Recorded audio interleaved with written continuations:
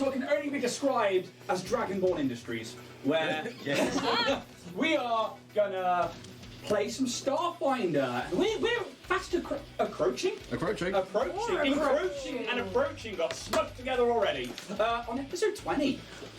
Hot diggity damn. 20 weeks! That's half a child gestation, isn't it? Are we on episode 20? No, we're on 17 at the moment. Oh, God. But like I said, we're fast approaching. It says 17. Yeah, well done, it does. It's really hard to read the Orabesh in that particular style. Time's weird, man. But, yeah, it's crazy. We're fast approaching, or encroaching as it's now called. Encroaching on episode 20. But actually, I want to talk about something first. When you go to a restaurant, and you're either hungry or you're a passive, normal person, and what do you order in a restaurant that makes you sad? I'm going to retract that comment. That makes me sad. Yeah, if you ordered it and it came to your thing and you went, oh. Wait, you're ordering it because you're sad at the time and you want sad food? Or is it something that gets... Okay, that you're sad. You. Anything grainy from a restaurant is like, your why am I here? Yeah. Yeah. Your cheese makes me sad. The cheese you brought, that German stuff, that's a disappointment. I think the really disappointing, pointless little bit of salad that someone just... That you never asked for. They just I ordered fucking croquettes, so I didn't order the little tiny bit of what? Croquettes. Fucking croquettes. You know, first thing that came to mind. Not the little, like... The poshest of the bakery. 2 little bit of leaves and like... That's the thing, if you get a salad that's banging, it's like fair play, I ain't mad at it. It's when they give you like the pale watery slightly stuff. like round leaves. Yeah, and so they've clearly just gone, oh, what's at the back of the fridge? It's just leaves as Or well, like there's nothing else in they it. put vinegar on. Well, yes, you don't like vinegar, which is fair enough. I adore vinegar, so like balsamic vinegar on a salad for me is like, mwah. But as much... Cause I don't mean to brag, guys, but I'm not quite a vegan. I'm a pescatarian. And I figured we don't sprout that enough, you know. But if is there a vegan in the room?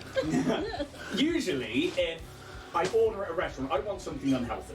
I want something that is going to be really bad for me. So, you know, it'll be like a big, juicy veggie burger, or it'll be a load of chips, onion rings. And like, we went out for dinner the other night, and they put a lot of salad next to those burgers, didn't they? Yeah, and there was balsamic all over mine. Yeah, we didn't know it was coming, and nobody else complained. And Emily basically flipped the table, didn't you? Yeah, I did. No, you didn't. Mad. So I will give my most disappointing. So I don't mean to brag, but I've been to China. Lived in China for a little bit. But You've been to China? Yeah. Wait. Anyway, so for me, the most disappointing was like on the menus, the things aren't like steak and chips or anything. It's like Not white food. Well, yeah, basically. But it's not like labelled how we would. It's like Red Dragon rising from the east or floating lotus. So you're like, I don't know what this is. What am I going to order? Oh, you do what I do and you take a gamble and it's something horrific. So I one day ordered bacteria Wang. Because I was just like, okay. It was on the menu, literally translated as bacteria Wang, and I was like, hey, what's the worst it could be? And it was just bacteria Wang. Okay, well, how did that happen? I don't think we're going to be bacteria Wang. But I mean, so yeah, obviously I'll take over the conversation and go next, because that's what I do.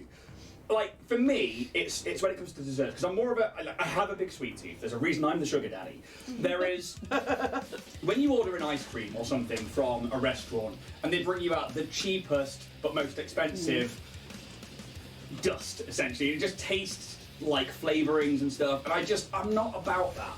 I want it to be Ben & Jerry's great. You don't want shit ice cream. Yeah, I want good ice cream, so that's mine, is when a dessert comes out, and when I'm not very decisive on desserts. If I can't be decisive, I don't have anything. If I am decisive because I want something. And it's not what you want. Yeah, and if it comes out as shit, boo-hoo. Yeah. Boo-hoo's that. No. Desserts do disappoint you easily because you can go to like a place that make all their food from scratch and then they'll bring out this frozen cheesecake and you're like, I could have bought that myself from Tesco. Okay, I will defend. Having also worked in hospitality for many years, you know, sometimes you just don't want to make everything because you do not have time. Don't sell it then. Like, I mean, head chef wants it, so it's just like, alright, sure, whatever. Do they ever do that, like, they don't want to make stuff. They're just like, we're all out. Yeah. Wow. Yeah. We're all out of the filet mignon. Oh no! You want that gone? But no, it's... Next time somebody says they're all out, I'm gonna go, fucking check again. Oh no. I dare you to, because I know how polite you are. I guarantee you, if you do that, I will you will go apologise. bright red and you will apologise immediately. Yeah. Could you please fucking check again? What's the disappointment over there? Well, I've said mine. It was just a little bit salad. Yeah. To be fair, like I approach restaurants in a very specific way, and I will look at their menu beforehand, so I will know exactly what I'm going into. So I don't know. I think probably my biggest disappointment. Company. Always. Actually, no. I'll tell you, it's a real niggly one. But when like the table water is crap, Yeah, okay. like Yeah. It's been mouldy. ice and lemon. It ain't that hard. It's just Just weird when it face comes in an ashtray and you've That's got to like the sit thing. here. Yeah, but like sometimes you go places, They can only collect it when it's raining. and The it's joke like there is that it's the finger washing board. it's like the tepid room temperature. Nah, like just chuck a load of ice in it. We'll be dandy. Yeah. It's great. But this is the thing, like, I went out to a restaurant on Friday and we had Quite bright. table water. Yeah, meadery. I'm fucking minted. Oh yeah, meadery.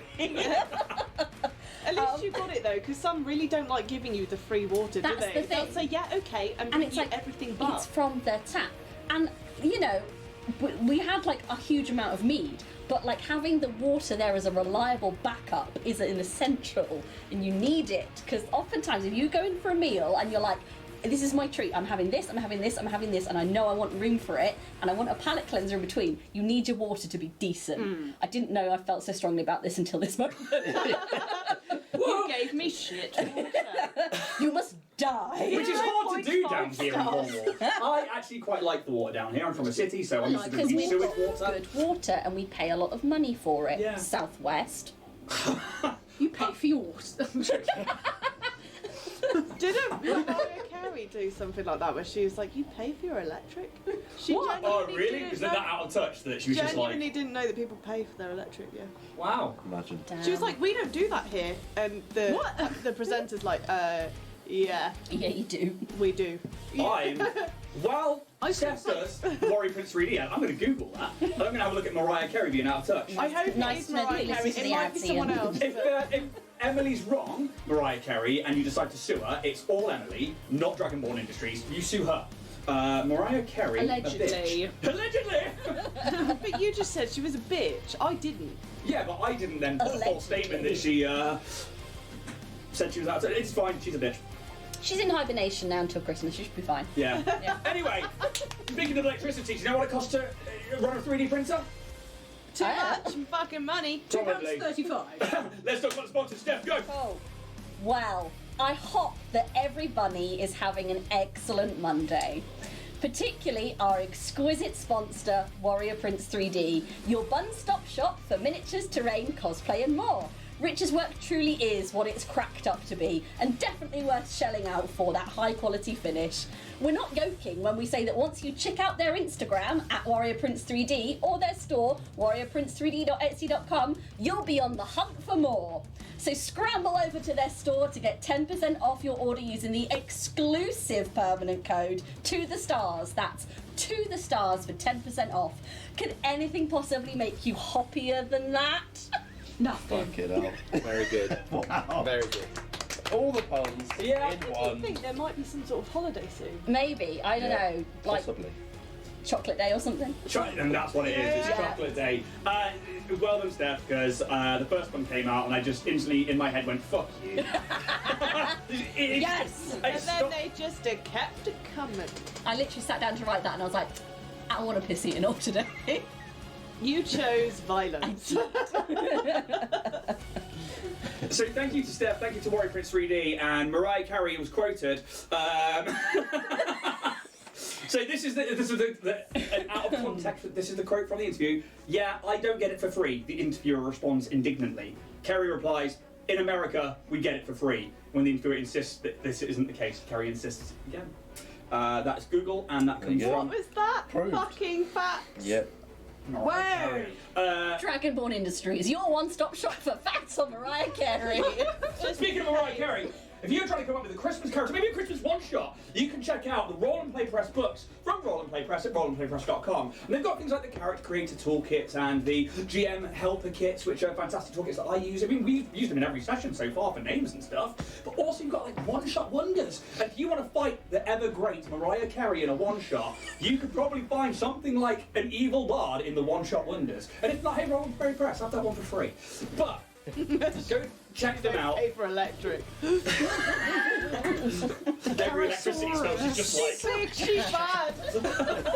That's the Christmas one-shot sorted for this year. This time we're gonna fight Mariah Carey in like her Emperor Palpatine style, like unlimited power, all for free.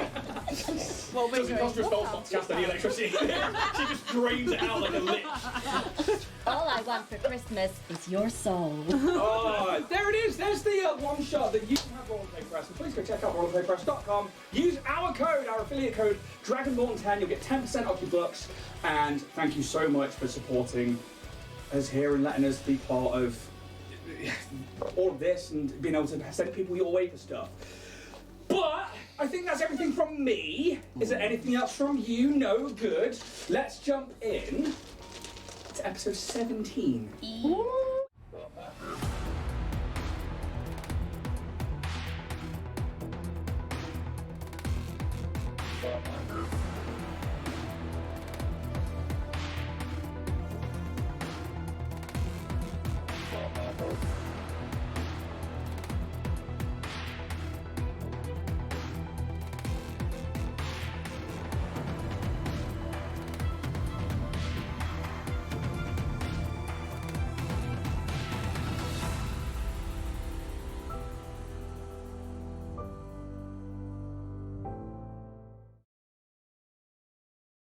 And we're back. Last time, the crew made their investigations into Cassie Cato, and in searching her previous office, found a data tablet containing a list of Dynatech officials that potentially could have had contact with the orb from Cassie's vision, as well as a forged elevator keycard that will grant free access to all of the floors, minus the very topmost ones. Meanwhile, TJ and Kaz speak to Elijah Ross-Lauren, head of marketing, in the hopes of getting TJ some time off. Unfortunately, he is politely unyielding in his unwillingness to let TJ come away from their desk, simply telling them that they will see them back at work tomorrow. That hurts.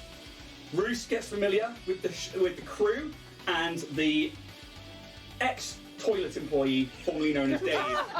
Oh no, still toilet employee.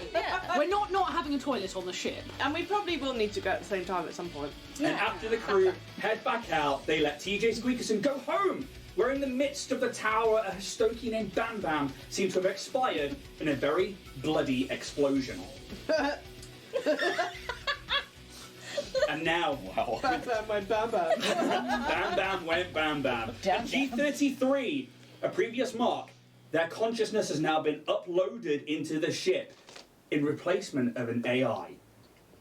And they have gained some information on what the crew were looking for as part of their payment.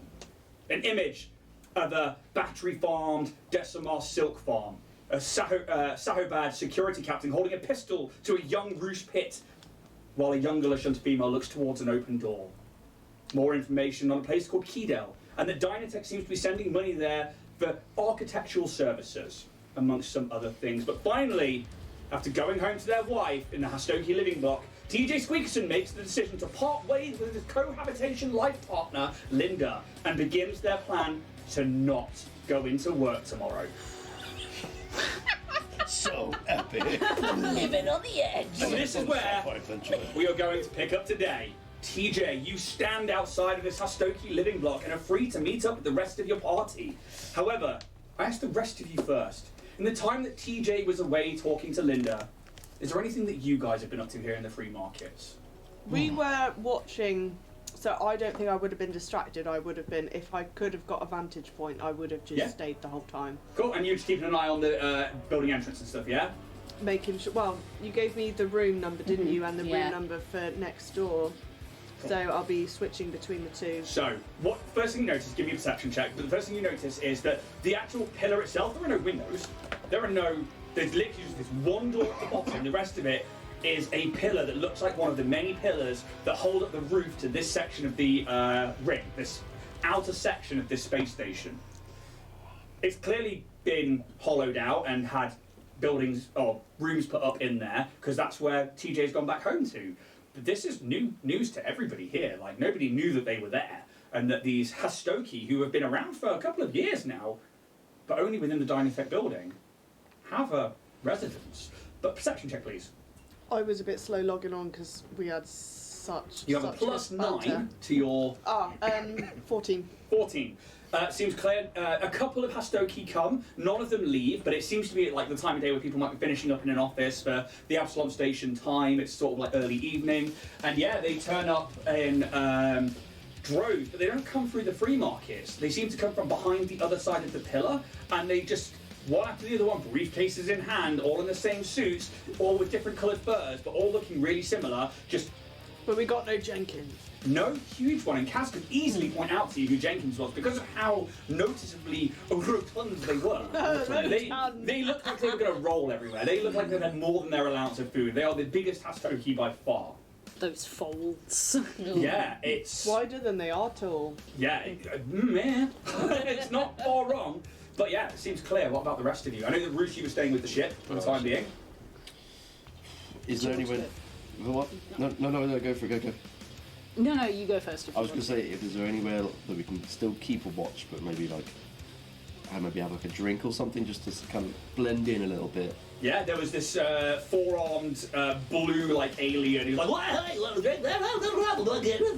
and like you can sit down and have like it'll be like a blue spirit of some kind, or there'll be like a milk-style silky drink that has you can smell the like ethanol coming off it. There are like green beers. You take standard stuff and if I just can slap do a sci-fi skim on it. I will still be with the gang if I can still keep an eye. There'd be like terraces and stuff as well, like maybe like some of the food Take our stands. green beer over to the rooftop. Yeah, you've got a rooftop garden, sitting down, watching over it, and eventually, if nobody else is yeah. doing anything, unless Calix, you had your hand up. Sir. That's No, right. no. Ooh, I nearly got arrested. I mean, I was going to say something relatively similar to what you were. I'd probably stay with you. I'd probably attempt to try and get as strong a drink as possible. And then, yeah, go on. Can you make a fortitude saving throw? I will. Anybody who's drinking or who's buying the round, mark off 3 credits, and that'll be for the whole round. Are you buying or am I buying? I'll buy. It's all good. Oh, you're so generous. Regardless of how this goes, This is not good. I think just because he's really nervous and sort of quite out Amazing. of I'm not so everything very- at the It was moment. 2 seconds, guys. He's probably just like walking around a lot in circles, probably like thinking about like sending TJ a message, and then like, I've got to trust, but then I've got so many other things, and then and so just like very, very restlessly just It's like skittering nervous around. pacing. Yeah, Yeah, okay. and now possibly drunk nervous. What's pacing. constitution? Why So don't it's I a roll fortitude saving throw, but you don't need to make one unless you're also Like definitely imitate art. Oh, regardless. I said anyone that's drinking, sorry. No, just hand over 3 credits, All but right. Calix in particular wanted the Constitution. strongest drink Is possible. that 3? Oh, That's yeah. 3 for the whole round. I Got you. bought it. That's a Yeah, that's sorry, a 10. I'm just not understanding. I'm just. That's fine. No, that's on me as well. So a 10 in total. It's not that it's like instantly hitting you to be drunk, but you Calm. knock back this. It's like a black ooze, and Ugh. yeah, it almost like flops down your throat. It's like That's disgusting. you know, like venom. How they kind of like. Custard, like thick. Like living custard, Oh, and they call it bacteria wang. Oh, And it literally, they call it the living drink. And you knock it back and you can feel it climbing down into your Not stomach. what I expected when I And- ordered. Yeah, it hits you quick. Now, if it wasn't for the fact that you have a hallucinogenic touch and hallucinogenic foods, it would be a problem. But beams and stuff start to become a little bit flexible in your vision. Can you roll me? Wobbly. So what was a good circular pace is just becoming a bit of a sort of ambly wander. Has the mental anguish eased? Well, I would say Let's go. That's up to you on if it would calm No, you down. I would say probably not. I think this is something that Calyx has seen other people do and is like, I'll give it a go, because this is probably the first time he's really ever done any drinking. But yeah, What to I be would fair, like though is a Cal- D6, please. Calyx didn't want Oh, to. I You threw know what that one I is? threw that earlier and it was a 2, so I'll take that. No, you roll it now. There's a 1! Hey. For 1 hour, this will affect you like so. That's bacteria, Wang. So, that's how that is. But you notice the pace, and the buildings seem to shimmer a little bit, like the trees moving in the wind back home. But the other, Kaz and Skelkin, Calyx, are you okay? I mean, we saw some. What? Yeah, you right? Yeah. You sure? Yeah, you're wandering around a lot. No, it's just... Should I send TJ a message? I mean, it's not really been that long. Can we can see TJ talking with Linda only. no, this is still while they're inside. There are no windows or anything like that, so there's only this door at the bottom. I thought there was a window in their apartments. I was so Yes, busy. it's fake window. It's a fake window. It screens. So We keeping a watch is useless. Well- We're just keeping a watch on the door. Yes. Oh, that's not good. Can you see through walls? You I would look love- like you can right now. I would love to do that. I bet there's an augmentation. Oh. We should look into that. I think there is actually. 'Cause I can't speak. Yeah, wait. Like, we've never seen your eyes, Kaz. Do you have see-through eyes? Do you have? See-through eyes, as in Like see-through walls you eyes. see through? Yeah, you see No. the see-through. Do your eyes What do your eyes look kill like, Kaz? people without goggles on? No. You like Um, Cyclops? How many people are around?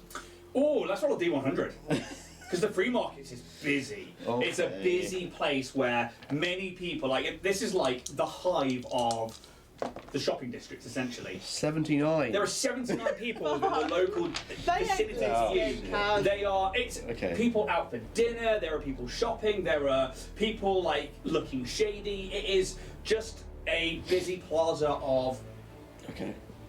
the free markets. What do your eyes look like? I like to keep them hidden. Yeah, I know. We've never. Don't let anyone else know that. Just. Well, I think you do a think good job about it's having slightly- sunglasses on yeah. the inside. I mean, it's night. I mean, it's always night here, but Well, these are just Yeah, engineering obvious. goggles. It's all it is. But But you never take them off. no. do you sleep in them? Do you have a shower I bet in you them? have goggle lines when you take them Oh, off. Kaz definitely has golden lights. Yeah. If we Kid go after near a swimming. sun and you get tanned, Yeah. are you going to have like tan lines around your goggle? Probably, but I haven't tested that out. Do you Do have we a even shit in tan? your Is goggle? there a sun that tans us instead of burns us? Well, there is a not sun talking to like it. It's the same principle. Yeah, you still get Do we have tan stuff. space sun cream? Yeah. Space. Skelker, Space cream. during this time while you're waiting for TJ to return, your compad flares up a message. Is it a safe word? I forgot. Hey Skelkin, are you free? Could you are. meet me tonight, 10 p.m. the Node? Bring your crew. Do you trust your Hastoki friend TJ? If you don't, then leave them behind. D. Oh, wicker beef. Oh, What's hang the on. time now? The time is early evening, probably like 6, 7 o'clock. So we've got time. How long do I think it would reasonably take to get from where we are to the node? With a transport or some kind of, the only way to say it's transport, about half an hour. If you were going to walk it, an hour.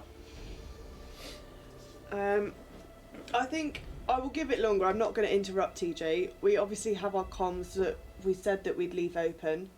I would realistically give it until 8:15 before I said something to TJ if they had not resurfaced. Yeah. Have you said this to the rest of the Oh group? yeah, I'll let you guys know. There's somewhere I would like to go here while we're here. God, the lights are great here. I want. There's somewhere I want to go while I'm here. I don't. Bruce, did you stay behind again? Yeah. We're gonna have to pick you up. I got the ship. Do you want to accompany Calyx, or should I? I mean, I can, but yeah. You want to stay here and keep watch on the door? Or? Well, otherwise TJ's not going to know Well, what the fuck the plans That is are. very true, yes. But we can send TJ a message. I can send a TJ a message. You can send a TJ a message. Kelly, I think what has I got would- into you? If we're like, if we're like, what is it you like to do? Do you mind sharing? Yeah. The fish. Gill. Finn. Gilligan. Finnegan. Is this a game? Your boyfriend. I want your boyfriend. This is I'm not in exactly a how I imagine relationship. I sound every night. The one who liked you. The fish liked you. I want to see him. There was a fish who liked you. Yes, you weren't there, Skilcom. It was a very unfortunate moment. Kaz has get hit on by a fish, man. Kaz has a boyfriend, except don't. he's denying it. He's not my boyfriend! You know, that's okay. Nobody's judging Kaz, so stop. It's the person we got this get up from. That we thought we were going to be you've got a stealthy with. fashionista boyfriend. He's very, very, very high fashion. His dress is nice. I need to see this. While you're there, you just hear in your head, TJ, we're going to get fashion. Oh, I think fabulous. TJ, you probably hear that Yeah. as you are leaving the building. Oh, I'm gonna kind of send back. Oh, swiggity swag. Picking up a t-shirt. TJ wants a t-shirt. that is not. Okay, I can tell from that answer that the message was not Yeah, conveyed. but for ease of moving forwards, you can easily see where you left the party on the beer terrace, and you can scramble up to them. And actually, probably as you're like, TJ wants a t-shirt, TJ's then next to you. Hello. Oh God. So by the time TJ's finished, it's like Probably about 7:30. 7:30. Definitely would have We got waited that time, we long. got time. Yeah. Everything okay? You look a bit bedazzled. That's not the right word. My Kaz. Kaz, you've got all the game. Jack, no Kaz. No, you go flirting with other people, I get jealous. Oh, nice. Yeah, come on. There's the front and back of the t-shirt. Hopefully it's not only cat people. Or fish people. Or people. Sorry. Frosted. That's what I meant. Oh, well, a couple of things. No Jenkins, for starters. He's not been going home, apparently, which is interesting. Sleeping at work. One of my colleagues exploded on the walls, and I got a divorce. So, yeah. Wait, hang on. Back up. No. Linda, listen. Someone Exploded? exploded, yeah. Bam, bam. Bam, bam. Just got there, and there was all this commotion, and bam, bam's, spread up the whole corridor. Is this normal? No. I feel like it's not. Well, not the explosion. I mean, sometimes you'll find one in a corridor and just whack it in the protein recycler, but no, the explosion is interesting. Is there an investigation, or are they just saying it? Oh no. Well, there was sort of been cordoned off, and they were cleaning up a little bit. That sort of thing doesn't really get investigated, and seeing as we're not citizens, it's not really something that they're going to look into, is it? Why do you think he went home? I don't know, and I'm a little concerned about it, but then I had this whole thing with Linda, and then I forgot about it, but I'm remembering it again and getting concerned again. So, Who's Linda? my ex-wife. There we go. TJ. Yeah. I'm single and ready to mingle. Tears just rolling down their face. Is that the shirt you want? Yes. Does TJ actually look sad? Because, like, Skelcon's not. She is able to. They are able to read. I think TJ is a little sad. I think, yeah. There's a lot going on, but the tears are real. Can I push my drink over? Oh, thank you. Is this milk? I haven't got that. Oh, Oh, what did you have? Oh, it's all gone. It went down in one move. There's got to be some black slur left Slug. on the glass. No, it crawled out and down her throat. Well, down his throat, sorry. like Yeah. I don't know. Whatever I had is great. I wouldn't recommend it because we actually have been summoned Oh, by who? Have we? by D. Yeah. Oh, Oh. It's got some information. okay. I will say that there was a clause saying to leave TJ behind if we didn't trust them. Well, I mean, that's quite clearly So- not the case. I imagine it's something to do with Dynatech. But I also I just wanted to be open, don't. and when we turn up, Shh, it's okay. I'm with gonna TJ. hug you. Oh. I'm just gonna just. You'll have Let it like a happen. scarf caterpillar around you. And just go very fluffy. you're not blamanging on her, right? No, like a little sort of like beanbag cushion around. I didn't know you could do that. This is nice. I've never been held. Linda. It's TJ. I can. No, I know. TJ, I know you've got the drink, but do you want it to be better? Can it be better? Have you got some That's magic very booze ominous. magic? It's very ominous, Calyx. Wingardium, make it boozier. No. Oh, God, I want Something to take slightly credit. different. I actually should probably read what I this have does. It's only when you're attacked, isn't it? Turn this. I believe it is when it's attacked, but I'm going to be like, just give me a pat. Doop. Where? Actually, no. It's going to be a miss. boop on the snoot. Oh, A snoot A boop. snoot boop. oh, that's my miss. Where's my traits? There we go. I think I would have had the green beard. Not that it's important, but Really nice. As you boop, aesthetic. it appears almost like glitter, like slightly iridescent, like little puff coming out. Can you have a fortitude saving throw, please? What Do are that. you doing? I want to know. 7. So that's 10, but well, no, that fails. So you're dazzled for 1 round. What's Mazel? You take a -2 to will saving throws for the next 1 minute.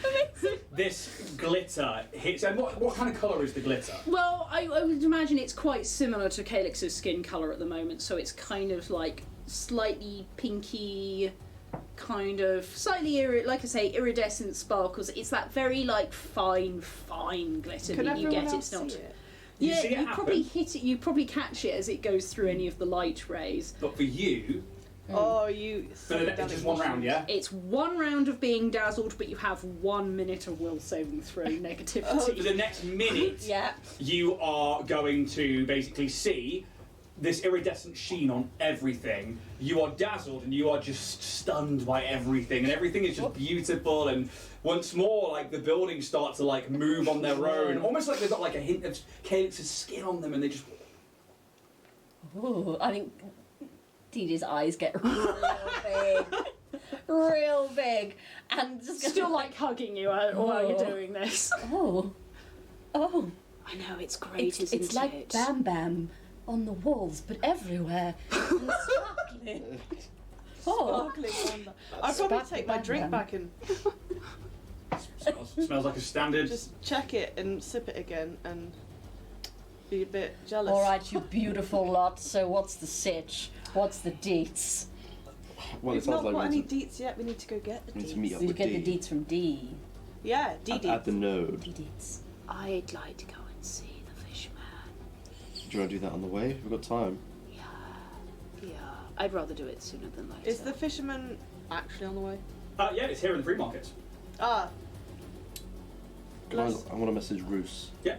We're just heading down to the free market to meet. What was the fish? So, The fishman's name. Finogillicuties, and it's called Tinker Taylor's Oh yeah. It was Finn. something in brine. I need to bring it up. Bacteria Wang. It is called Surely that has to be the episode. Trinket Taylor's Goodies and Brine.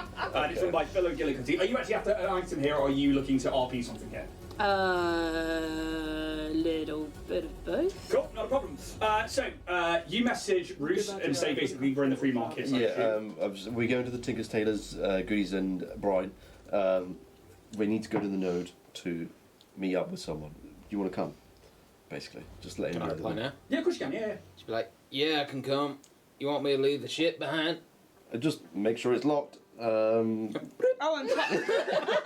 Doesn't have a thing, but just makes that noise. check Alright. for any fat Hastoki lying about as well. Can I Yeah. do that before I... Make a perception check. Perception. I'm assuming that we're quite open with our group messages. Is that now 1? 9. 9. Okay. Seems clear. Okay.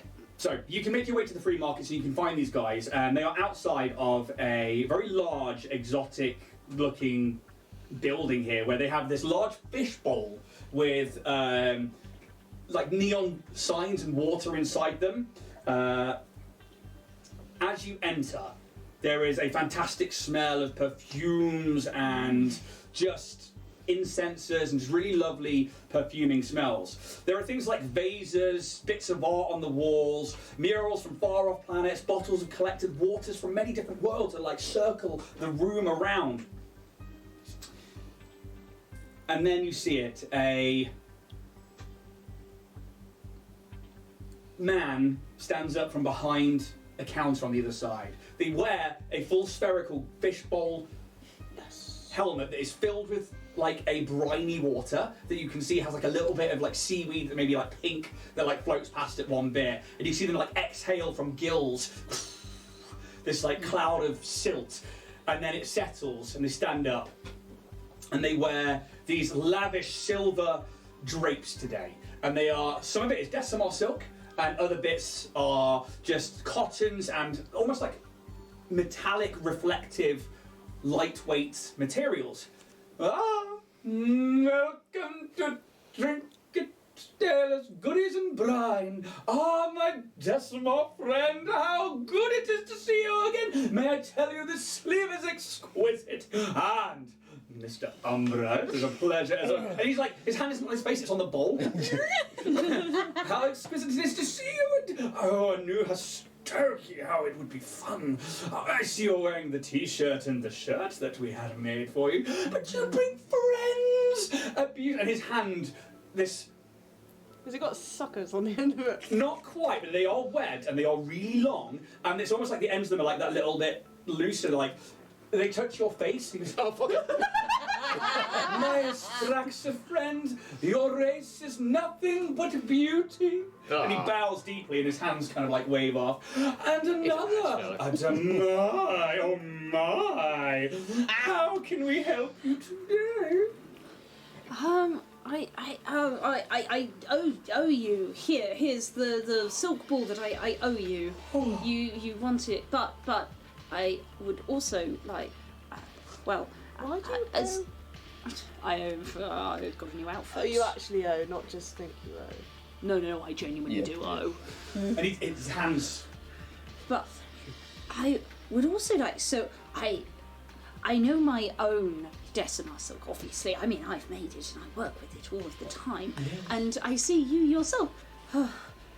Sorry, I've had something to. Anyway, He got wanged. Yeah. The bacteria Wang. Sometimes I pop some in the old. it's really great. I didn't realise how good it was. Oh, try to the ear, darling. Straight to your head. I like Twat! that guy. He doesn't say that bit. He's an eyeball Paul. Yes. But I would like.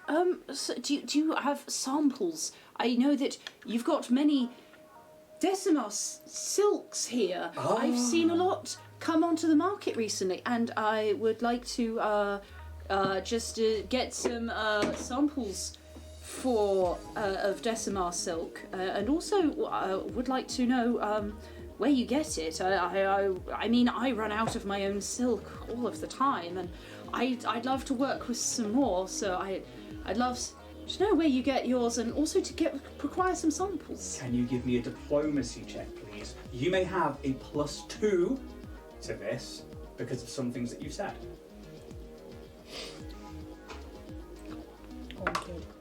Can you help with that? So that's an 18. Oh yeah. Only if you have it. But right? realistically, I'd like you to RP that if it's in an RP situation. An 18. You have an eye, as I expect any artist should have with their medium. Oh, indeed. Let me tell you, the Decimos silk is heavily controlled by a local company called Dynatech Industries, and of which I know that you were affiliated, and of which absolutely here. They are the main importers, as it were, from your homeworld of Koshoria. However, if you know the right people, taps his glass where his nose would be, because it's just like this flat face. Sometimes you can find a good bargain from people who may not necessarily be good people, but can make fantastic clients. I don't suppose you could put me in touch with said people? I must protect my interest. However, what is it that you are after? Like I say, I'd like some samples, obviously, because I want to check, obviously, that I'm So he getting. begins to go through some back catalogue of stuff that he's got behind the. I'd like to know that the silk I'm acquiring is good. I've got some commissions, and I just can't produce enough silk myself, so I need to. I mean, look at what I'm wearing. Say no more! As a flight wearer is perfectly fine, but should you want to dabble in some more fashion, my dear? And he waves his hand, and there are circle rails of clothes everywhere that you can begin to go through, and they're all in colour order. So there's greys and whites and beige and purples and blues. Yes, okay. Follow me. And he will actually lead you behind the counter, and you watch as there is a button on the side of the counter, and he presses it with a very gentle touch, and the lights dim down and the shutters come down ever so slightly. It's about time to close shop anyway. And he brings out a small paper ledger.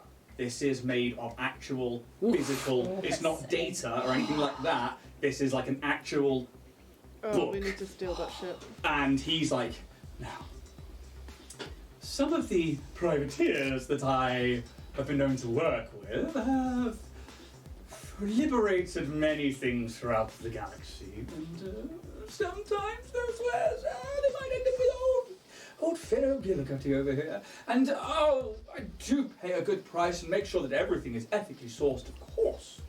I don't want any blood on my hands. However, if you were to find certain free captains, as they were, and this is a line of investigation Ian was not ready for. I'm so sorry. Do not apologise. Because I get to use my role and play press. GM Toolkit. It seems like a very good line of questioning. Oh no, it's a fantastic line of questioning. It's also why you got a +2. So I need a name, and we're going to go with outlaw names. I need a D20 from you, please, Tamsin. Oh, nat 20! What a time to have On the nat the 20 name, on a name! Okay. It better be a good name. Better be a good name. Kevin. Barry! Could you then give me, please, My name's Jeff. a D100? 59. Nice. Nearly. Okay.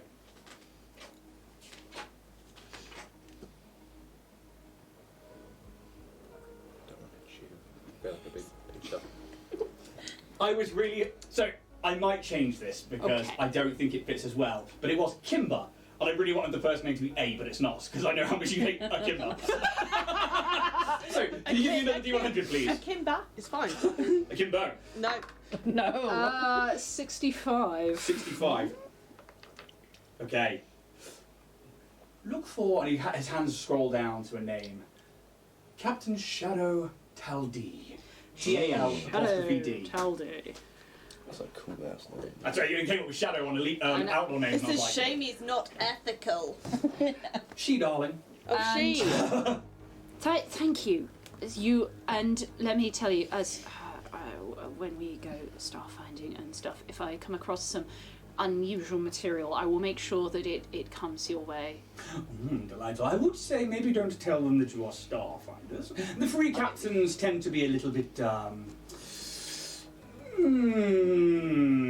beyond some of the laws of Absolom Station and whatnot, and the Starfinders can be a little bit heroic. Put him on the shoulder, because the drinkers are doing all sorts of like... Don't you worry. I am a good espionage. Well, We'll be watching the time to make But sure also, we're not can I get those samples of Decimar silk samples? and please? he will hand you over 4 or 5, and they're like little sashes, essentially. You can see that he's wearing some of them. Yeah. But he doesn't hand over those ones, but he is like 4 or 5 of them that he will hand over to you, and you can add 4 or 5 Decimar silk sashes you. to your character sheet. We're starting to approach on 8 o'clock. Bruce, would you like anything while you're here? What? Does he sell? Like, what kind of things might be... Leather clothes. What he's currently got at the moment, he will point out that he's got many different bottles of water in different sizes and decanters of various colours all around the top, on his top shelf that goes around the room. And he will point out and he says, these are all different brines from different oceans from all over the Packbelt and beyond. If you can bring me more brine from a sea, exquisite to bathe my gills in something new. So I come in here to buy something. You, in return, ask me to go get you something so you can have. No, I'm just saying if you happen across it, I might cut you a good deal. business. Otherwise, we have. And then they have another shelf where they have a stone effigy of a Vesk warrior bust with a Doshko wearing the symbol of Damoritosh, which is like the NG blades of a Doshko. You know. Damoritosh, you say? Yeah, this is Vesk effigy to war and to conquering, and that's sort of the god that they follow. There is a stone circle with ancient runes that's still glowing. This is a curiosity that came in from many planets and systems far away. We know not what it does yet. How much? 1,000 credits and it's all yours. What is it? You don't even know what it is. Well, that's the thing. I mean, it could be useful. I want that. I don't know. It's so fucking odd, isn't it? Are you a gambling man, Roos? No. Well, You are Take a now. big ass gamble. You have no What credits. is it? I don't want to know. Yeah, that's how much all your shit is worth. You have no Oh, right. credits. I got a credit stick. That's not the same. I'll get you that, Brian.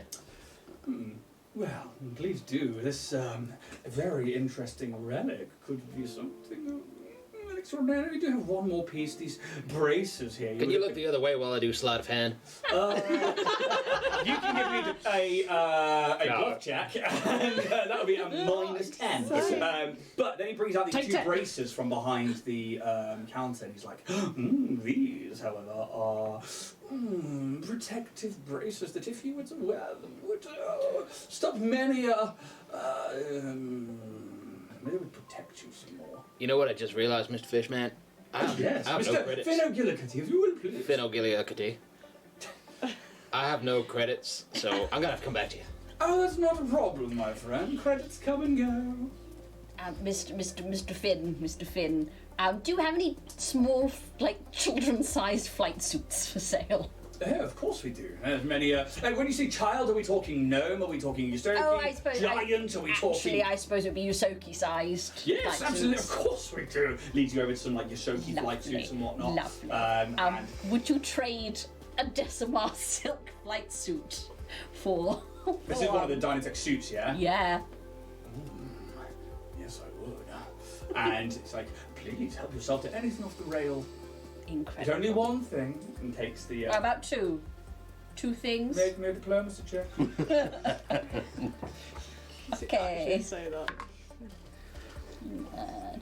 29. Yeah, you're getting 2 things. Okay, so it's not really that you're getting 2 things, but I will give you a certain amount of credits worth to spend on essentially armor. Which is Wicked. what I think you're looking at there mechanically. Yeah. I don't want to wear. I don't want to wear something that's not fair trade. Oh, I'm just going to grab the core rulebook. Oh. look in the book. If he's dealing in decibel silk, which he knows is not ethical by the sounds of his smarmy talking, probably Smarmy. not a lot there's ethical. Just What is ethical in this galaxy of ours? I pay fair prices. I make more than fair you items. just said about we're not. I'm not saying this out loud, so it doesn't matter. Then maybe I did not say such things back to you.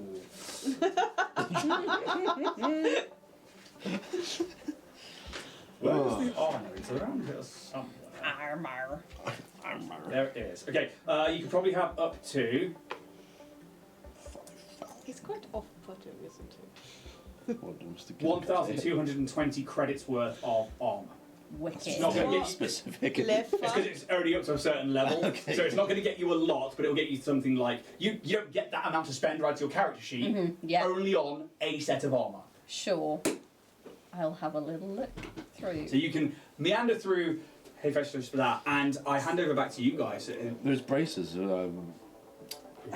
How much are they? Again, check in the time. I know, but don't worry. There's Don't worry, it does. if he says 50,000 credits, I'm not going to buy it. It's as simple as that. you No, know? I'm just making sure that we're not going to be late. No, we're all good. No, You could offer him something else. Yeah, like these will Don't probably worry, I've got put this. you back around 600 credits. Oh, and mechanically, do I know what kind of thing that it just says would protect? Yeah. Okay. Can I have a look at? Yeah. Here, with your please. hands. Can I just sort of try and investigate them, see if they're like sort of technically? Give me an engineering check. What's the word? Enhanced. 15. So it's 27. Apart from a few blinking diodes, there is nothing technological about these braces. There are a few stones in them, but Hey, Caleb. Can you do your magic thing? Can when you see magic? I'm You ma- seeing everything magically Okay. right now. Well, do you know what I mean? Like, because you can't. Can I see if the magical bracelet things? you can just give me a straight up mysticism check to Thing identify something. You don't need to bracelet cast detect magic. No, I don't, because it's just. No, but you can with Starfinder. You can, if you are trained in mysticism, you can identify something with a mysticism check. Edition 18. 18. There is no magic to these whatsoever. It is probably a. Con.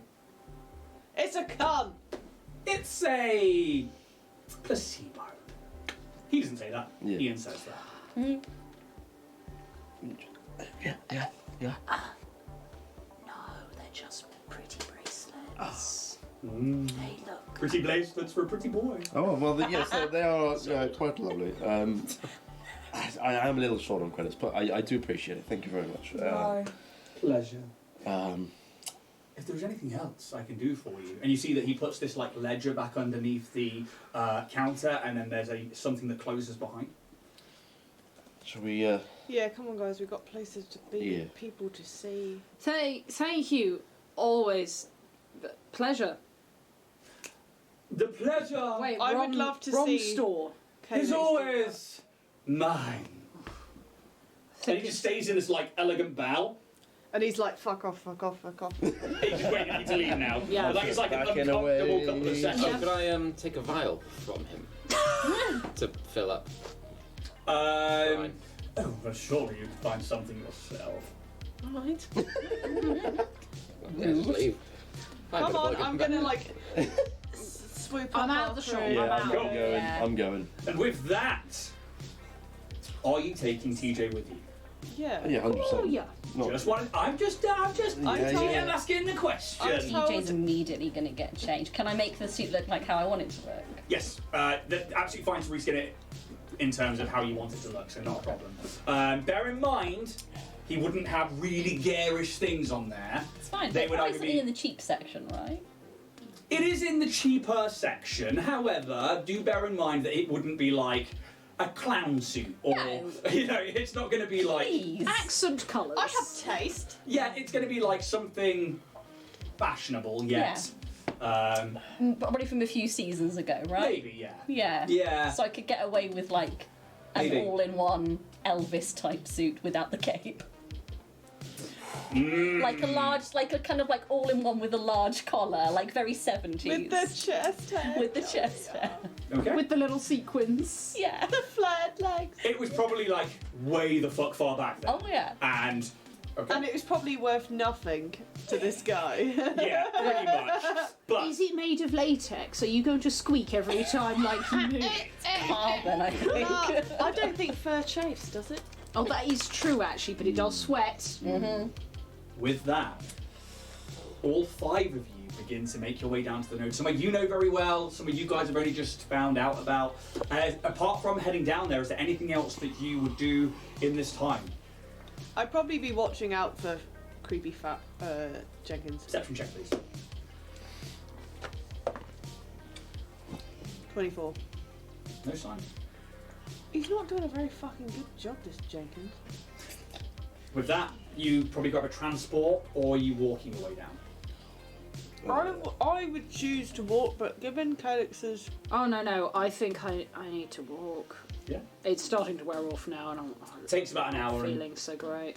at that point it would wear off, and you can. I'd like the walk to just like. So you make it. This I'm isn't gonna fly. what it sounds like. Yeah. Just hover above everyone. I can fly, by the way. Cool. Oh. That's fine, right? It's not like we were trying to keep a low profile. But not the only flying Your thing. massive tail, though. Not the only flying thing in the sky. There are drones, there are transports that whiz up above head, there are other racers that just go, cheers, bye, and just like fly off somewhere. Is there like traffic rules for the flying? You know, like in Back to the Future when they get into the sky and it's like fucking traffic lights. Exactly that, and actually we've seen that, where Kaz came from in the free markets, and he goes down the road in that first cinematic that we saw of him leaving Rokai's workshop. We see him like hail down a transport and this like flying road essentially that's just in the middle of the air, and you guys can either flag one of the seating transports, or you could just like a little 6-seater ring that basically takes you somewhere, or you can walk down, and if you are flying you can absolutely fly. But if you're walking, it takes about an hour, of which then your stuff will wear off, and then you get to this main thoroughfare that you know to be down in the grimier levels of the Spike, this more run-down area of Absolom Station. You can hear the Starstone reactor a bit louder down here as it hums throughout the very essence of the station. It's like, it's almost like everything's got a slight vibration to it. But you enter onto the thoroughfare, and the first thing that you guys would notice, having been there quite recently, is that it's relatively cleared up. There is no real police tape out, there's no station security, there's no bodies on the floor. There's probably a few smatterings of blood, but bodies have been taken away. There is a new bit of material that's been welded to the door of where the contact was, where they welded their way back through it. And then you see the entrance to both the node and to Gizlu's spark shop next door to it, where outside of the node currently is a halfling wearing a Stetson. Yeah. Alright, course there is. alright. Can you see Darius anywhere? Stage whispers. We haven't gone in Oh yet. yeah, stage whispers. Can you where's Darius meeting us? Was it inside? Yeah, I'm pretty Yeah. sure it was. I didn't listen, sorry. Yeah, no, the message literally said the node 10 p.m. Do you trust TJ? If you don't bring them. Also, we're like an hour early then. Yeah. Well, we need to sit down and have a drink or something. Maybe not for you. Probably time it. I mean, unless you guys want to be there beforehand, you can Well, no, time because get it on. was. Yeah. I'm sure, it was way after 8, after we'd stopped bothering this guy.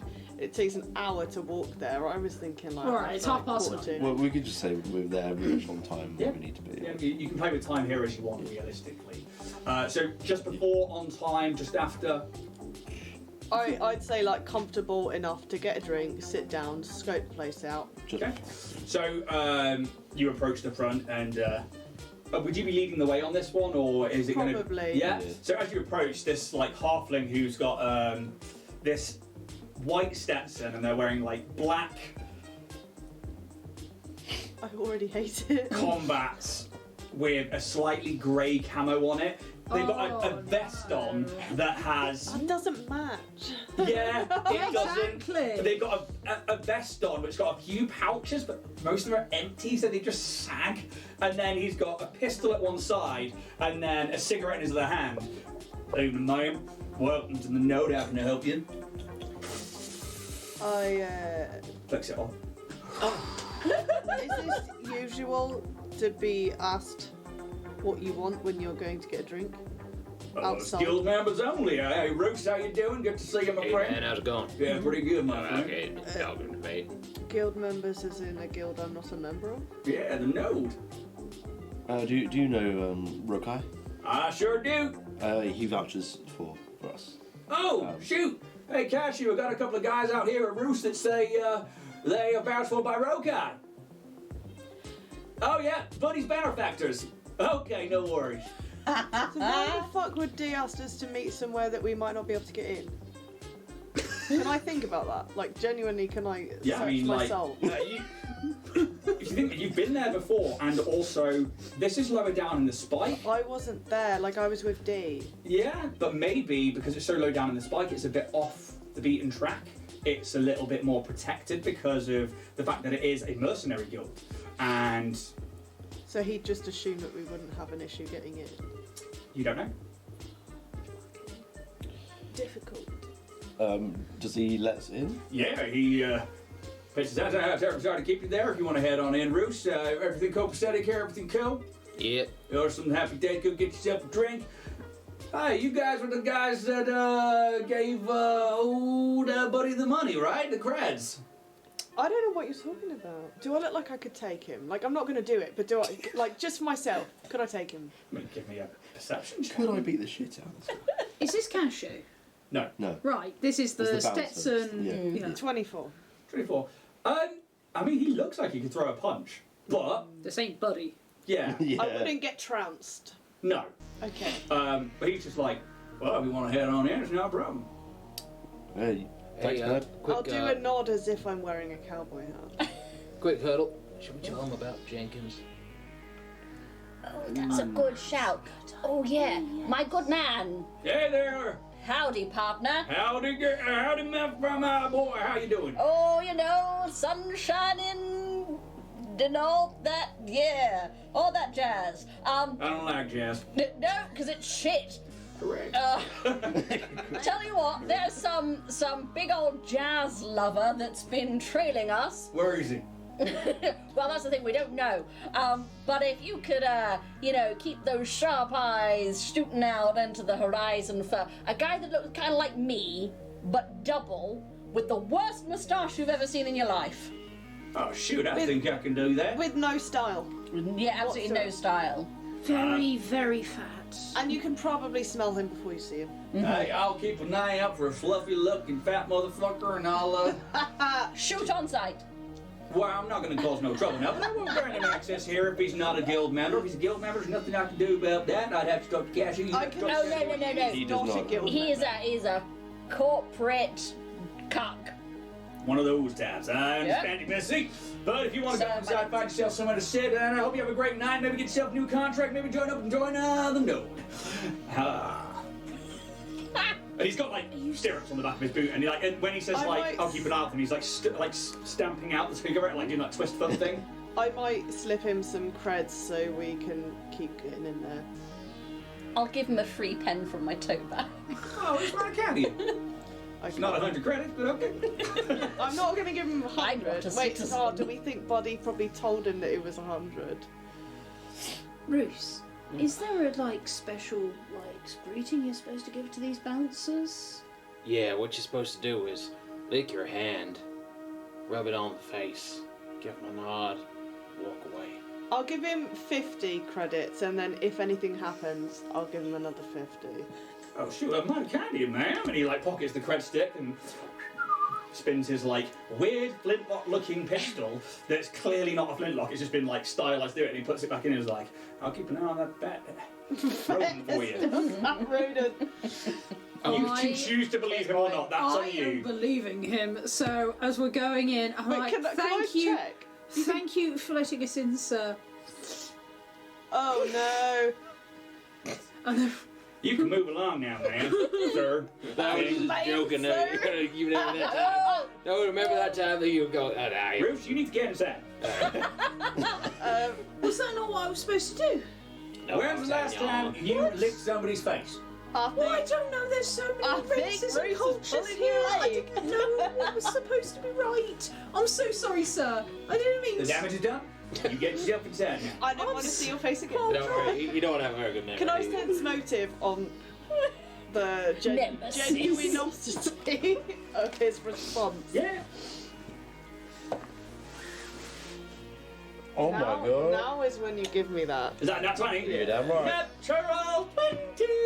Woo! With some stuff. Minus 10.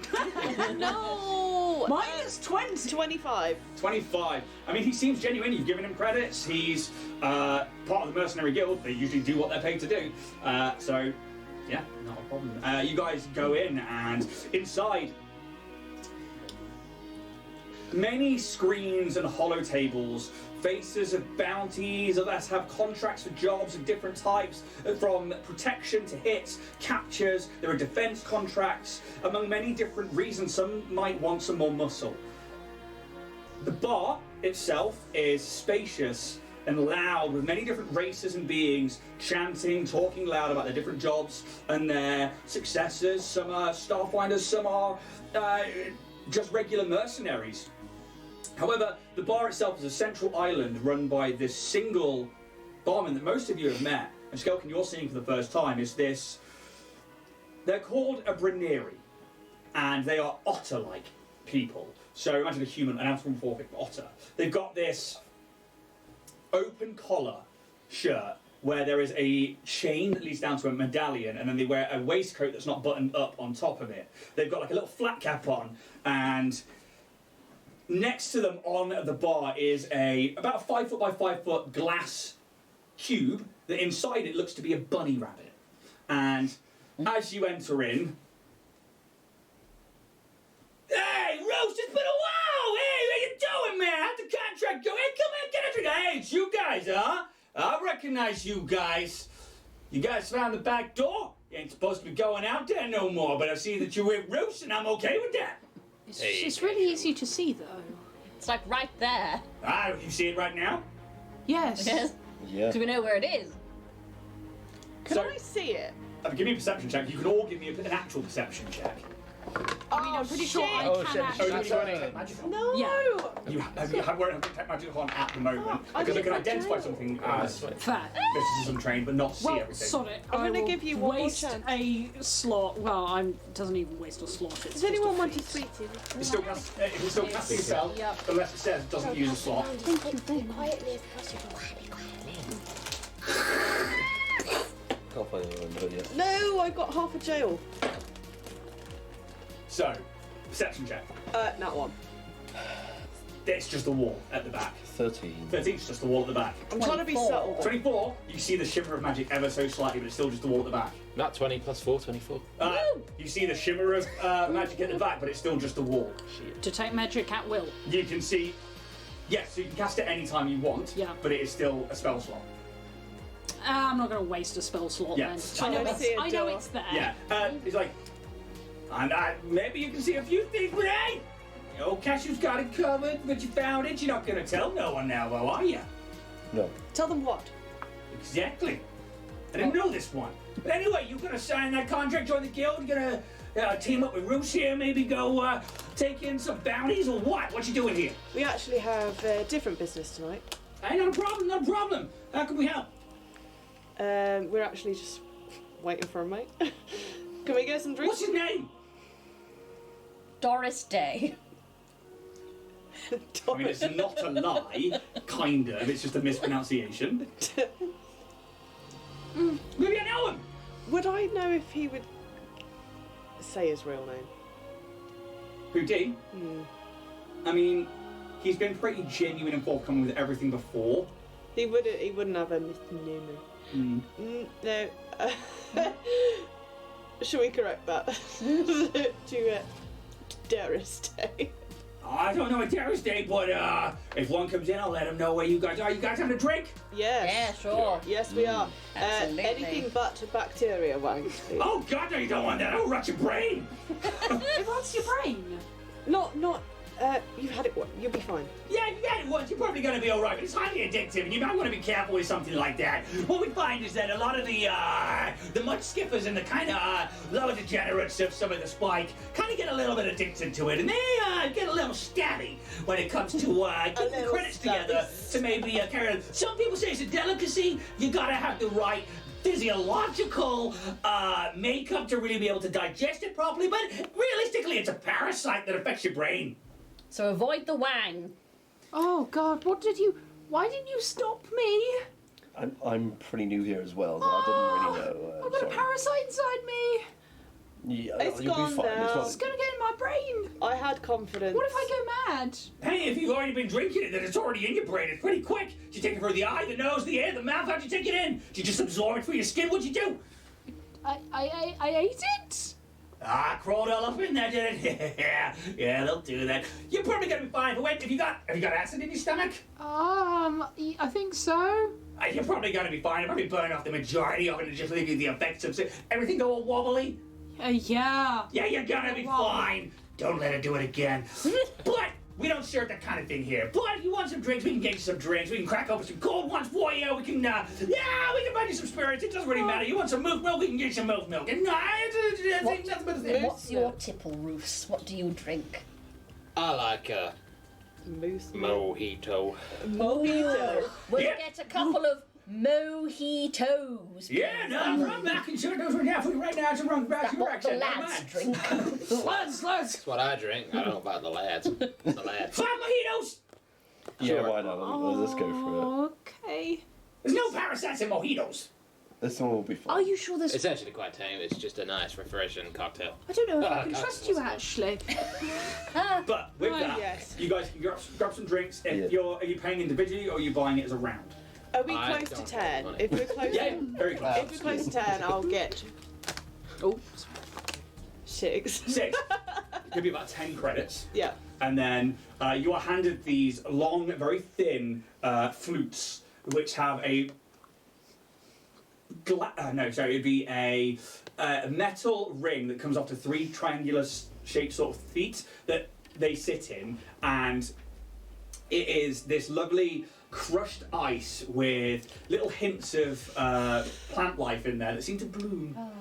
And then you get like a smell of a refreshing breeze that come off them when you come near them. I'm That's gonna a be very nice disappointed mojito. when I order one now. And Where's my breeze? but you can drink them and they are lovely. You can take a seat in a booth somewhere if you so wish. Just before we leave the bar, like, Mr. Cashew? Oh, yeah, what's going on there? Do you, I feel you might be the kind of person who might know, and I lean in, and this is going to be like stage whispers. Do you know any free captains? I mean, give me a diplomacy check. Don't get us kicked out.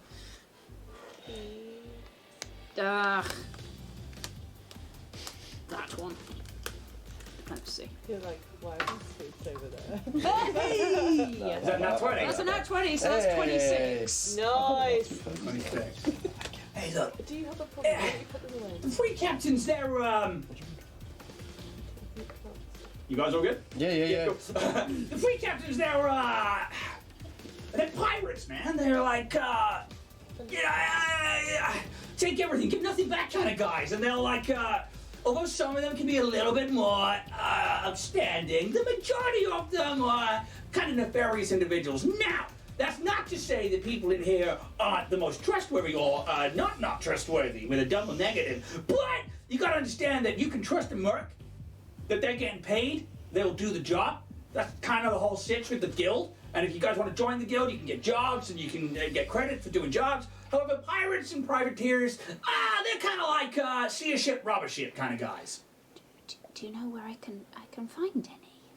I mean, yeah, there are some of the free docks, which will be on the southern side of the station, up near the ring. If they're going to bring in wares, they tend to bring it there because it's such an open dock.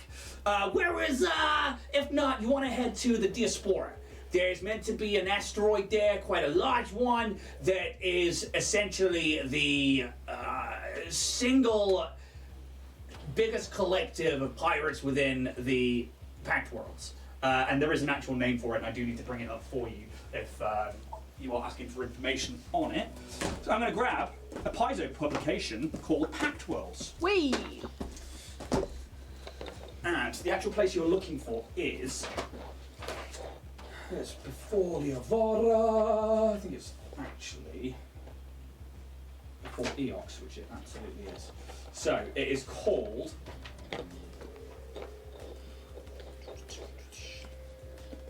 Your mum.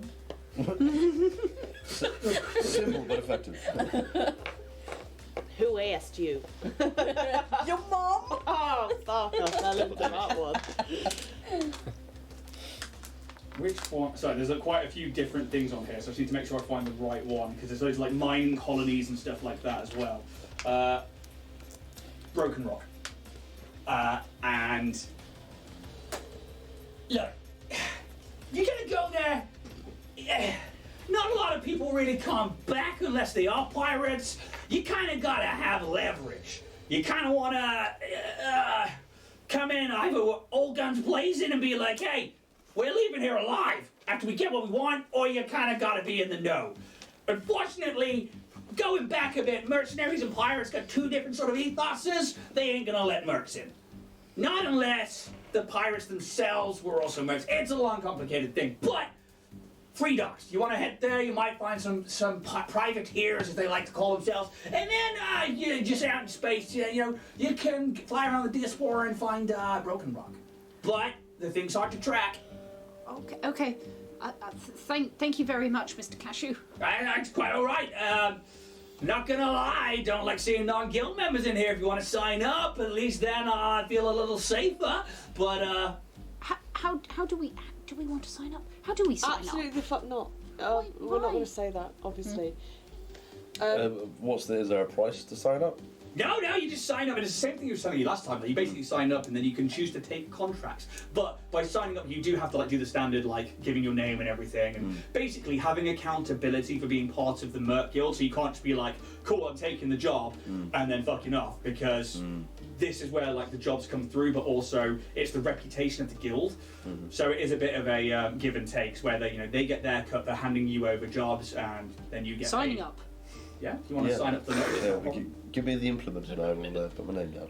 Yeah, cool. No problem. And Reese, you're already a member. Yeah, I love it. Yeah, It's my and life right now. you guys can just do that at the holotables that you're around. You can get a membership form up, and you can basically look to do it. And if you do, Will it let me if I'm not a citizen? I don't think it gives a shit whether you're a legal citizen to be a merc. I mean, is that Steph asking, or is that? No, that's Steph asking for TJ. Anyone trying, right? Yeah, alright, I'll give it a go. No. No? It's all right, Skull. You don't have to. No. Hang on, I'm doing a TJ thing a second. Literally linked to fucking Dynatech. TJ's having It's a think. alright. Hang on, I'm just removing Steph. I mean, You're just removing Steph. I'm just removing I'm Steph. having a hard Well, time. Calix is already doing it. That's already a link. So TJ's not going to. Okay. And he just raises a drink from behind the bar. He's like, yeah, cool, no worries. If you are a member, you can look through the contract. You get given a login to basically put your name against the contract if it's taken, so that nobody else can then double book a contract. Which you could take on behalf of your group if you so wanted to, as and when. Can I grab a moment where we're not near the bar to actually ask Calix what the fucking plan is, and asking all these questions unsubtly, what is the goal? I don't know how else to do. I need to find who's in this. I need to know the links. I need to find what's going on. I need to find this farm. I need to I help understand them. the link to Fish Guy. By the way, nice catch. Reel it in, guys. Don't mention Reel it in. I don't want to hear about it. podcast listeners ever got a cred stick for that one. How long have you been sitting on that? That literally fell out of my mouth with zero planning. I'm incredibly impressed. That tipped the scales towards giving you a cred stick. Hey. But this guy? What's the question for this guy? This is a Merc Guild. We don't need to be willy-nilly signing up to kill people, because the last time we did that, we didn't fucking kill the guy. So... I know, but I need to find something else I can do in case everything goes wrong with Dynatech. But we are a team here, Kate. We're here to help. We need to make group decisions, and we need to understand, like, the next move that you have. I mean, I don't have to take any jobs or anything, but I don't know. I suppose it's just things. Dynatech might not be too happy, Calyx, if their poster boy is out asking about free captains and hanging out in merc bars. So, you know, if you want one of us, To do the dirty if you want your tool to take the fall, I mean, you know, that's... Use us. Lean on us. You don't have to do it by yourself.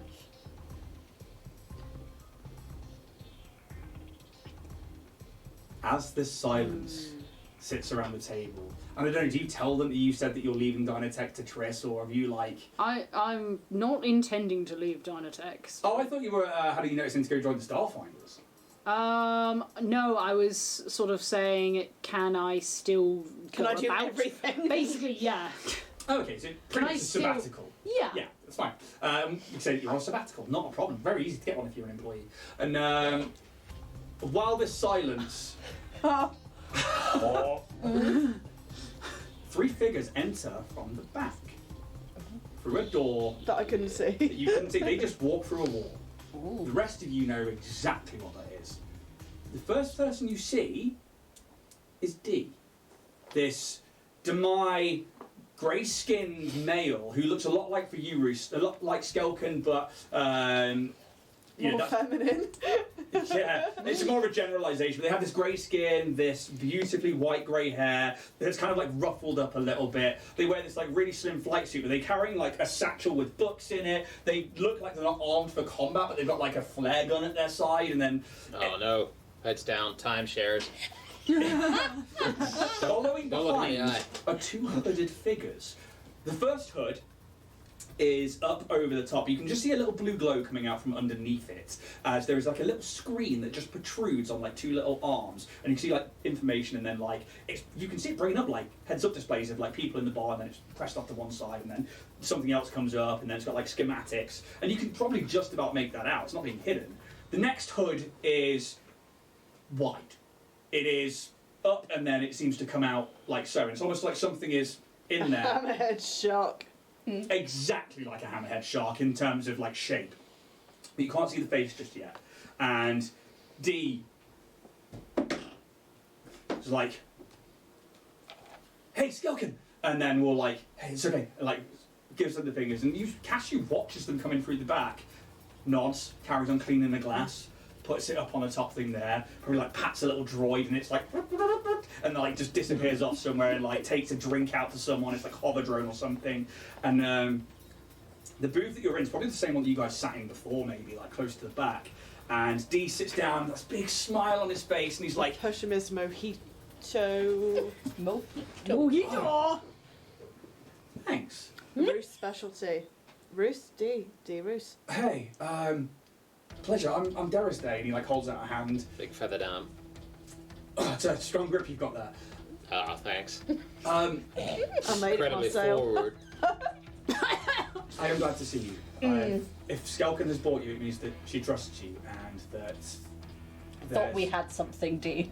You break my heart. I have to be careful. And these other two figures are sat down, and they're keeping their heads low, and you can feel eyes on you. This has gotten a bit bigger than I was expecting.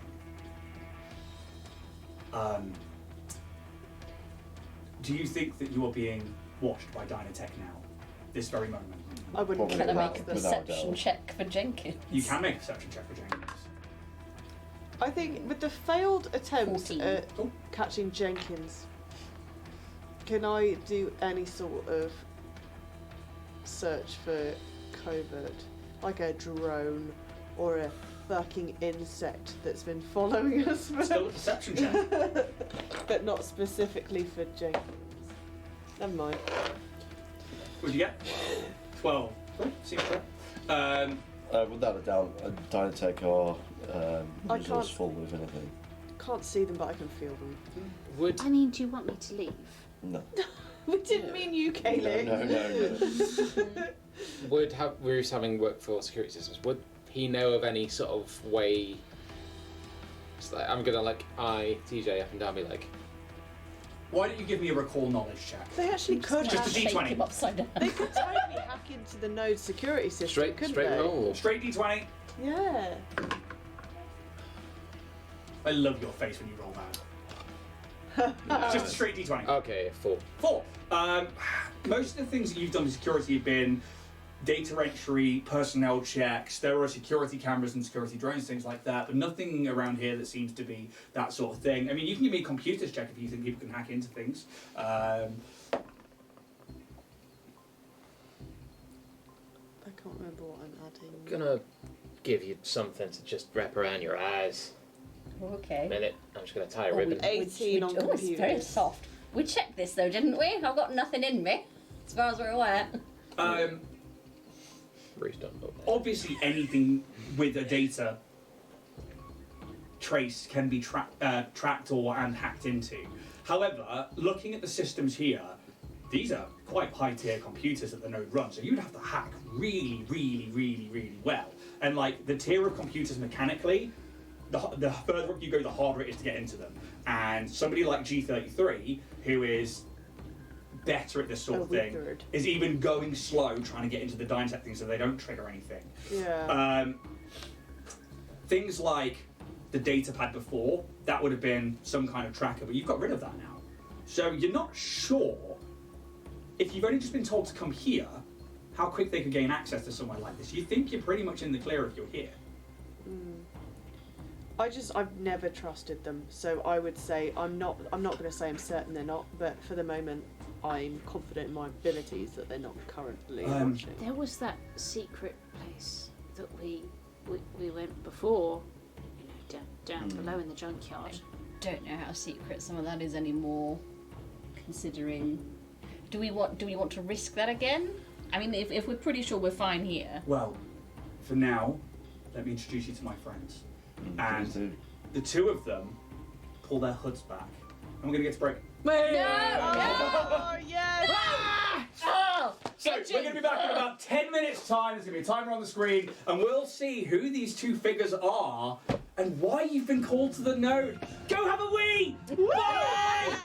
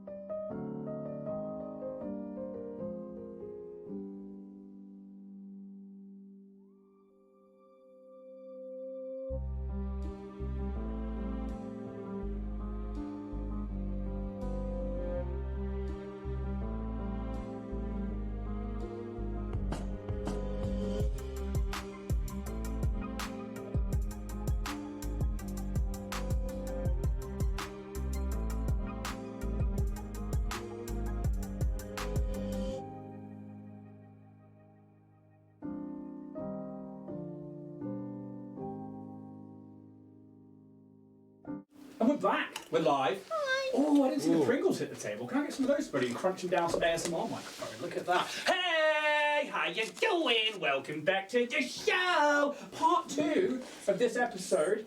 And we are going to jump into some more of the Starfinder shortly. We're just looking up a few things right now. We've got a few questions that have been asked over the break, which I've told them to actually ask that in-game, which is all well and good. And actually, I was just looking up some other things for you to answer that question. So we'll get to that one shortly. But I'm trying to find the page in Tech Revolution, which is a fantastic little book by Paizo for 1E Starfinder. Things like orcs wearing headphones and like massaging neck things. Nice. Or gaming hover chairs. It's just unrealistic. Orcs should be orcs, damn it. No. They'd wear AirPods, for God's sake. Definitely overheads, definitely. But that one's got wheels. It's got lights. That's scientific. But hopefully everyone has managed to go to the toilet, get a coffee, do what they need to do, and only just we can move into the next part of the episode. Because where we left off. You okay, Dan? Yeah. You doing all right? Yeah. Yeah. You're quite finished. I'm gonna crunch. You're gonna get so fired for that. I'm going to super quickly crunch for like 20 seconds, so. ASMR. And I'm gonna talk with my mouth full. ASMR. You guys have been back on Absolom Station now for a few days.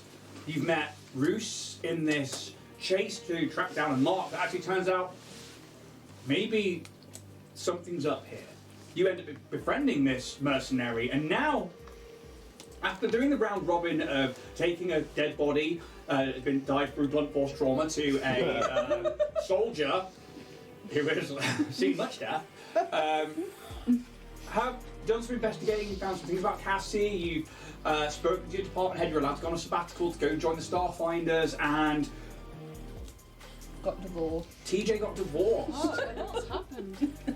It's been a mad few days, right? But now, after a message comes in from Darius de Absolom, this person who you went out to find, you guys became a crew, and you guys and Vorag to go and find this missing individual, this acquaintance of Skelkins.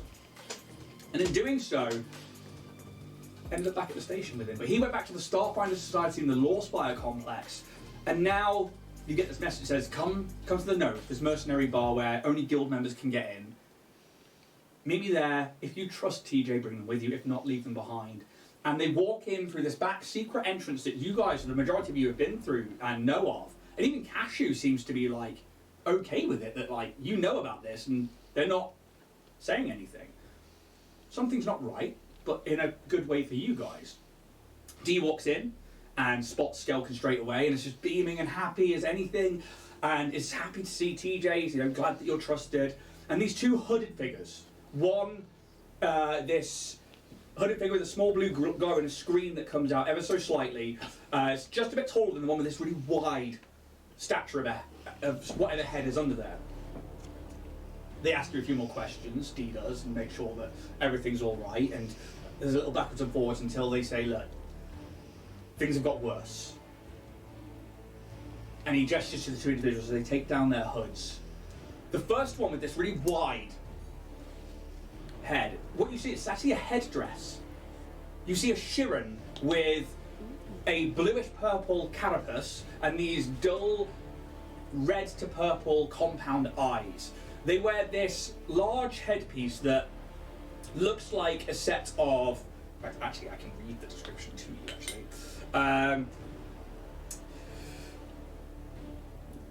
They wear a metallic headdress that looks like it's comprised of 6 wings. The middle 2 come out left and right, while the front 4 and the back, well, the front and back 4 follow the curvature of the head.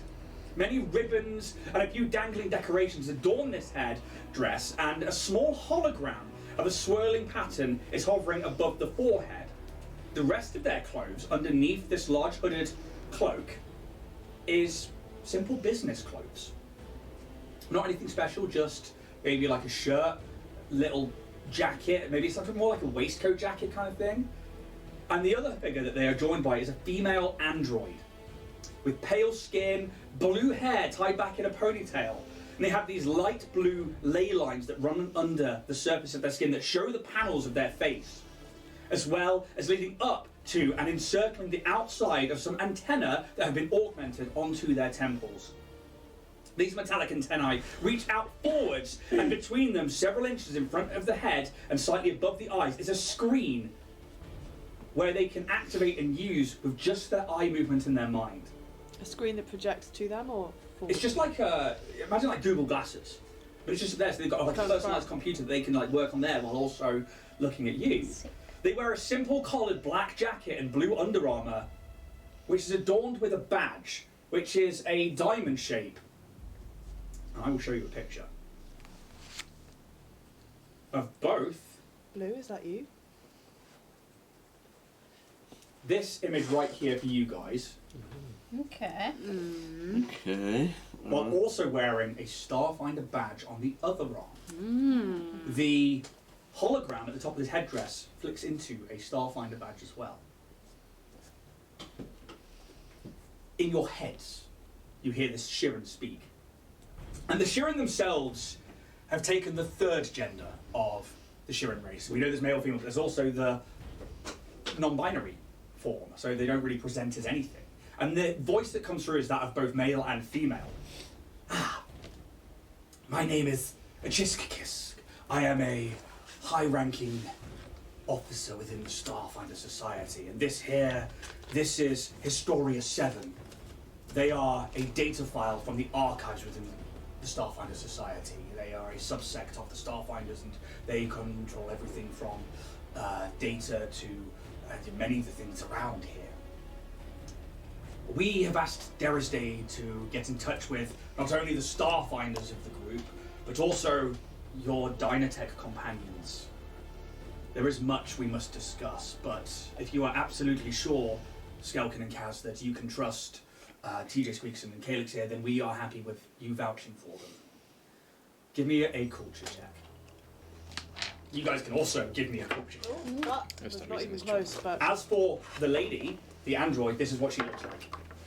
Ah, sick. Cool. Like blue, but with antenna. She is a genuine named NPC within the lore, and so is Chiskis. Chiskis. Not 20. Not 20. 16. Cool. 7. 13. 23. I already forgot what I was doing. Did it? Culture. 12.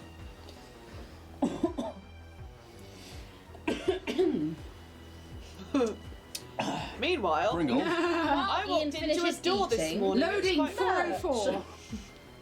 www.dragonbornindustries.com for the moment. Say slower. For those of you www double W Double W. Dot. com, That's 3 W's. Chiskiz is a high-ranking Shirin Starfinder. They are usually someone who is a liaison in the higher echelons of the Starfinder Society. It's spelled Chiskisk. Chisk. Kisk. Kisk. Yes. I'm correcting what I wrote down. And this Kaz and Skelkin, this is a high up. Like we've not met them, we've just heard of them. Yes, exactly that. Not the first Seeker. The first Seeker is the head of the Starfinder Society, and the second Seeker is sort of the, not necessarily the... CEA. Yeah, they're sort of like an antithesis of them because they act in a different way, but they're sort of the second go-to, almost like the deputy. As for Historia 7, this is higher than Chiskikis. This is the person in charge of the archives of the Starfinder Society. Every bit of information that's ever passed through, they are in charge of protecting it. Surely I would have had comings and goings with them. Not them personally, but other members of the The data PAs. files, absolutely. And you know exactly, the Starfinders, what that symbol is, like the little node in the diamond. For the rest of you, these are pretty big names, but nothing that you overly know, because it's not really within your remit. But we are loath to say that we believe something is wrong with Absolom Station at the moment. No shit. We are fast approaching the re-election of First Seeker, and we believe Dynatech are going to try and plant their own candidate. Almost definitely. This we cannot allow. We believe they have been trying to use the exploration department as a means of a bridge, an olive branch, a tether into the Starfinder Society, so that they could then have a Dynatech Starfinder official apply for nomination. They have done this. However, what do you know of Dynatech? And this Shiren looks towards you three and then you three. I mean, these are your guys. They can't be trusted. But if you want information, These can't be trusted, or Dynatech can't be trusted. Dynatech can't be trusted. Those mojitos are strong. Yeah, I was going. Blah, blah, blah, blah. Can't trust anything. People come to the Starfinder Society for different reasons, and it's usually my job to liaise with people who are joining or applying, but sometimes things have to be off the record, off the book, as they would say. This is why we are meeting like this in a place like this. What do you know? I mean, Calyx, you are a famed poster child of Dynatech. You are one of their new Hastoki. And I'm afraid I do not know your name. Ah, the name's Ruse Pit. I am Jisk, and the android. Bless you. She said, "Give us a kiss." I think so. You're in there, Rose. And I'm Historius 7. Story of seven. Dynatech Industries have asked many times for access to certain things from the data vaults. My predecessor, Historius 6, and Historia 5 have both denied their delving into the archives for many of the things that have been found by Starfinders over the years, things that I have to protect. It's my job. There are worlds, wonders, mysteries, horrors out there that if we were to let people know, they could be used for the wrong reasons. Also, there are people out there who work undercover, who are either within the stewards or Starfinders or agents that we have around that, again, we could not jeopardize their safety. The data files and the archives, Cortex, which is where my primary function is to work, can only follow the rules that is set out for us by the Starfinder Society as a whole and by the Pact as a whole. If a company like Dynatech Industries, Abadar Corp, any of the big names were to have their own delegates in a position of power within the Starfinder Society, they would have access to everything. If they're able to get one of their own to be nominated and they gain the position of First Seeker, they are free to access any files. And whereas we're not too worried about the usual standard of candidate that makes it to the nominations for First Seeker, we are worried about the candidate that they are going to be offering up. Xano. I bloody knew it. Xano is a previous member of the Starfinder Society, and to some rights will always be a member. However, we believe that there are missing records that she may have deleted Oh yeah. about herself and some other things, and that she is willingly going to be this agent they put forwards as a candidate. Were we under the impression that Zano was still active in the Starfinder. I mean, you can give me a recall knowledge check. It's just a flat I mean, 20. definitely Emily was. I think under you'll this get certain things. impression. A fucking 20 again. Nice! Nat 20. Woo! She does say that she previously worked with Starfinders and then she got the job trying to be the branch for I just assumed. for Dynatech Industries. However, Not the thing. yeah, it's Was Zano the one who kind of set up the initial? I'm going to do this on character. D. Did you go to Zano for your expedition? no. I originally just put it forward with the Starfinder Society, and then between the exploration department and I think the Starfinders, there is a certain amount of missions if they have certain keywords get flagged up, and there's a potential that Dynatech then pay and fund the mission, and that's sort of what happened. I mean, Zano's my head of department. Is- Like, I'm responsible to them ultimately. And Yes. so would have been responsible for Kato. Yes. If I'm. Please don't laugh at me if I'm wrong. Is this. I will laugh at you if you're wrong. I will laugh at you if you're right. Our initial battle when we were in the lobby. Yeah. The Dynatech lobby. And this person was just so OP, scaring the guys with the augmentations. Was that Zano? Yes, the shoe. Oh shit. Oh dear. Oh So, no. I mean, so it's an election. So surely there's enough. Like Zano would have to persuade enough of you to vote for her. She's got quite the marketing team behind her. She does. Would there be enough And- Starfinders that would trust someone from Dynatech? I The mean, problem, she comes over very well. Like when I've met her, she's been alright. and this is where Chizkiz speaks up again in your minds. The problem is that she is very charismatic. She is a Solarian by nature and has a way with words. She is also very powerful and very, very smart. We cannot find any of her old team, nor can we find. Probably 6 feet under her fucking house. Well, that's the other thing. We can't find information on anything to do with her, where she lives, where she goes, apart from the tower.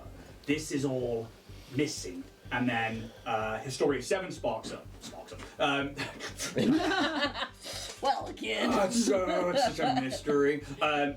They are a new enigma to us that should not be an enigma to us. But the other problem is we have assumptions that Dynatech could be a larger threat than just having access to the Starfinder archives. That would be a correct assumption. And why would that be a correct assumption? What do you have that you can tell us now? I mean, nothing factual. I just have a feeling. And unfortunately, that's the same for us. We can't act off gut feeling. And all this time, Historia 7's eyes don't really leave you three. I'm not looking away from the Shirin. I've been staring at them this entire time. Yeah. Can I ask what they'd actually like us to actively do? Are we finding information, or are we persuading people not to vote? Are we doing both? There is a small smile on the android's face, and then Chizkisk's voice is heard in your minds. Well, this is where your fame could be an ally. They have obviously taken a liking to whatever your mission parameters were, and obviously we have seen the footage that they have put out, and they look to you, and they have clearly used it to their advantage, and are using your notoriety and your skill to their advantage too. If anything, this could do you a favour. You are already in with them. It seems like you have done another job for them and succeeded, and that is also making the rounds in the news, but I would say that you could be our inside people. However, what we're looking for is evidence on them putting the pact at risk. What is it that You said Director Zano has already asked you for information and stuff over the years. What have they asked for? Many different things. They have put in requests for the most mundane of personnel lists of ex-Starfinders that have gone missing, through to anything from magical items and technological items, ships, shipping lanes, everything that seems within a company's remit and everything that seems outside of that company's remit. However, we have to vet every request properly, and we have a vast team of data files that, and data files, by the way, are people. That, like, data files are quite literally, that's their job title, and they are a subset that essentially vet everything that goes on and make sure that the wrong information doesn't get out. Say, for example, a Starfinder mission goes to a certain planet and finds a item of catastrophic magic. We wouldn't want that information getting out. No. So we would log that information within the Starfinder Society, and then we would try, and my job is to keep it secret. We also have the Adamantine Bastille. This is a prison. Should we, and this is common knowledge, that like, the Starfinders have a prison. Because the stewards act as a peacekeepers of the Pact, a lot of the time worlds have their own security and police force, but the Starfinders, if something becomes like a world-ending situation, the Adamantine Bastille can become like a prison for certain people, like cultists of the Devourer and stuff like that. The problem is, we can't. Dynatech is a huge company, and they've been around for a long, long time. They have a finger in every pie, a tentacle in every dish, and an eye on every corner. They are well funded, they are well protected, and they are now station history and in political parties and working their way up the chain. And this is where, like, there's a smile on Chizkis's face. They started as a small repair shop a couple of 100 years ago on the Spike by Professor Nimbus Dine. A human. Awfully long-lived for a human. It sounds to me like you need a scapegoat, like Dynatech are using us for. I suppose it could seem like that. However, what we need is evidence to stop Dynatech in their tracks. If they have put the Pact at risk, the stewards will act. They will take them down and go from there. But if you could just give us information on what you know and what you've seen firsthand, maybe there's something that we can help with. Maybe we can find the evidence within the Archive Cortex. So you don't want us. That's a fucking massive spider. Oh, he's big. Where? can't even see In the On corner, top top of left. the blue bit. On Damn, the, Wait, where? I right in the corner. got Oh, so it's a distracted. Do wolf. not Oh, shit. fucking Boy. touch No, that thing. it's wolf spider. No, it's fine. raining outside. Let them be. It just wants to come in. I had a really good point to make. I don't know it. Spidered. Oh shit, Emily, there's another one. Something along the lines of, you want us to give you information but not actively seek it. If they are putting a candidate forward, it's because they have made good ties with the Starfinders and they have finally made it high enough up that they can try. We are an organisation that is supposed to protect the good. However, we can't act on hunches. We have to have evidence. And Dynatech are very good, that we found, of not leaving traces behind. But almost definitely you have more information than we do by the information that Zano has requested. You've given us a vague answer. We can't act on any of those leads. I might have some things. I mean, I will share my footage unedited of our time in space. Obviously the team did what they did, but everything on there is a true account of what happened. Did we get a screenshot of the farm? No, but we can tell them. I'm sure. I left that to Calix to Yeah. mention because it was quite personal. Well, that's why I'm trying to. Sure, back at the ship we might be able to But get I'm- back. I don't know what that has to do with Xano. No, but it's It might it's have the nothing to do with establishment. Xano. It's Dynatech being a risk to the pact, and if they are doing what they're doing with your species, No, I know. It's proof I that they am won't do aware of anything what's- good with what they find. Getting a feeling I probably should have kept my uniform. What do you guys... And, like, actually, Story 7 takes the camera. Do you mind if I keep this? Please take it away. Not a problem. We will archive it and make sure that everything is done, and you will have free access to this because you have given it to us. Smash it. Any chance of a new camera? Yeah. I mean, we can find you a camera drone. That's not a problem. If you would Brilliant. like one, Yes, it shouldn't be a please. problem. I think that can be arranged An through the Starfinder. unhackable one. Nothing is unhackable. We can put a higher level of security on it for you, but nothing is I'm unhackable. gonna start vlogging. Just quickly, It's been TJ's stream. Roos would quite possibly know Xano, I would assume. His Not history. necessarily. You can give me a culture check. That's a salary. Because different departments. So No, because Reno was the head of, has been the head of defense for a long time. Okay.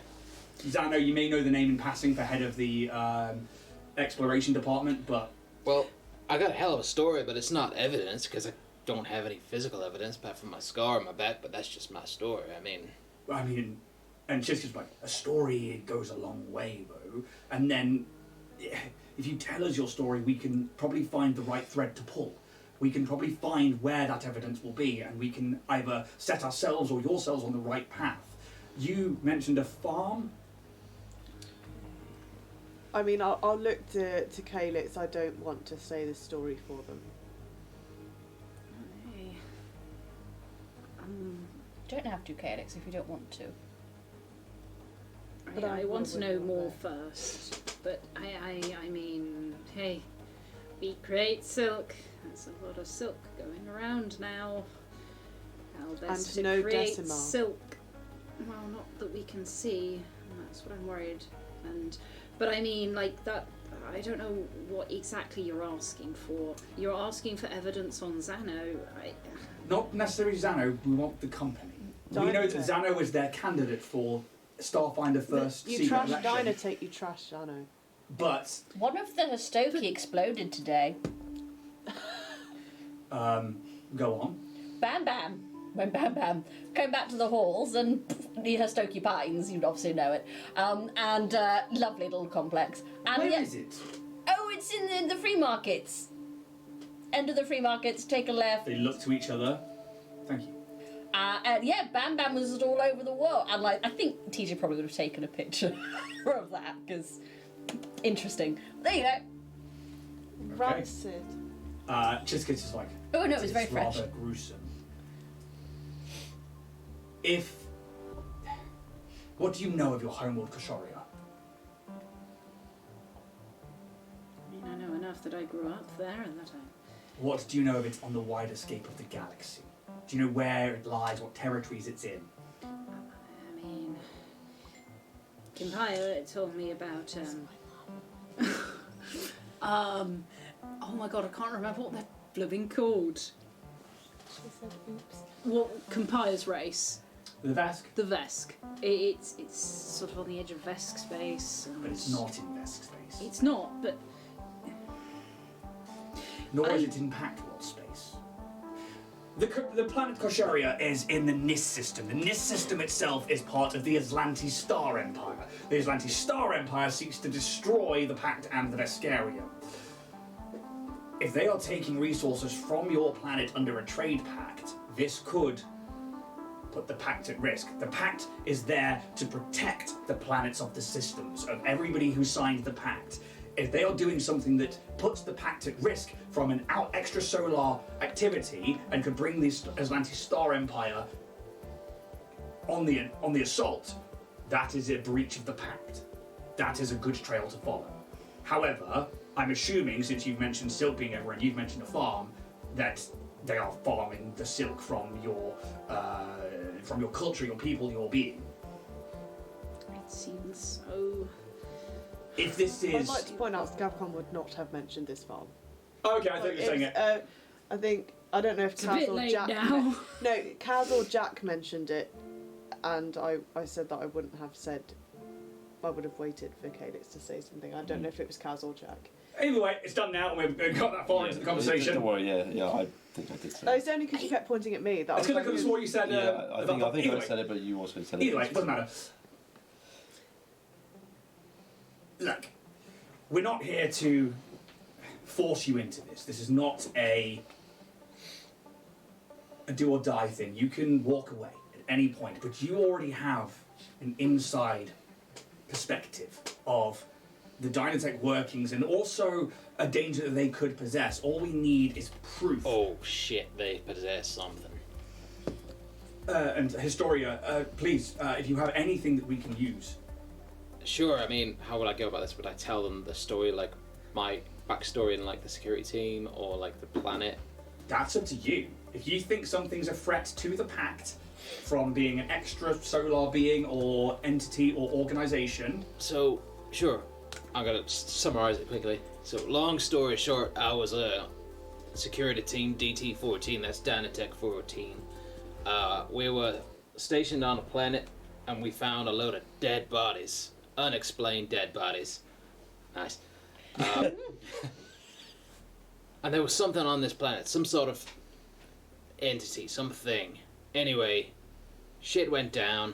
I was reassigned to watch over floor 184. I believe whatever we found on this planet was stationed on floor 184. This thing somehow managed to escape, whatever it is. Killed a lot of people. I nearly died. Whatever it was, quite possibly still there because there's no record of floor 184. Okay. The name of the planet. Don't do that to him. That was so good. I can't remember what it's called. Do you remember it? Sepsilon 13. Septilon 13. We'll have the data files begin searching for any information on it. This being that you encountered, what kind? Do you remember anything about their being? It was a lot of head fuckery, you know, like a lot of pain. A lot of people turned insane, turned on themselves, killed each other. Okay. It And- kind of took control of them, you know. A physical form. Did you see a physical form? I saw something, but nothing. I saw frost on the walls. I saw blood in my eyes. Head was throbbing.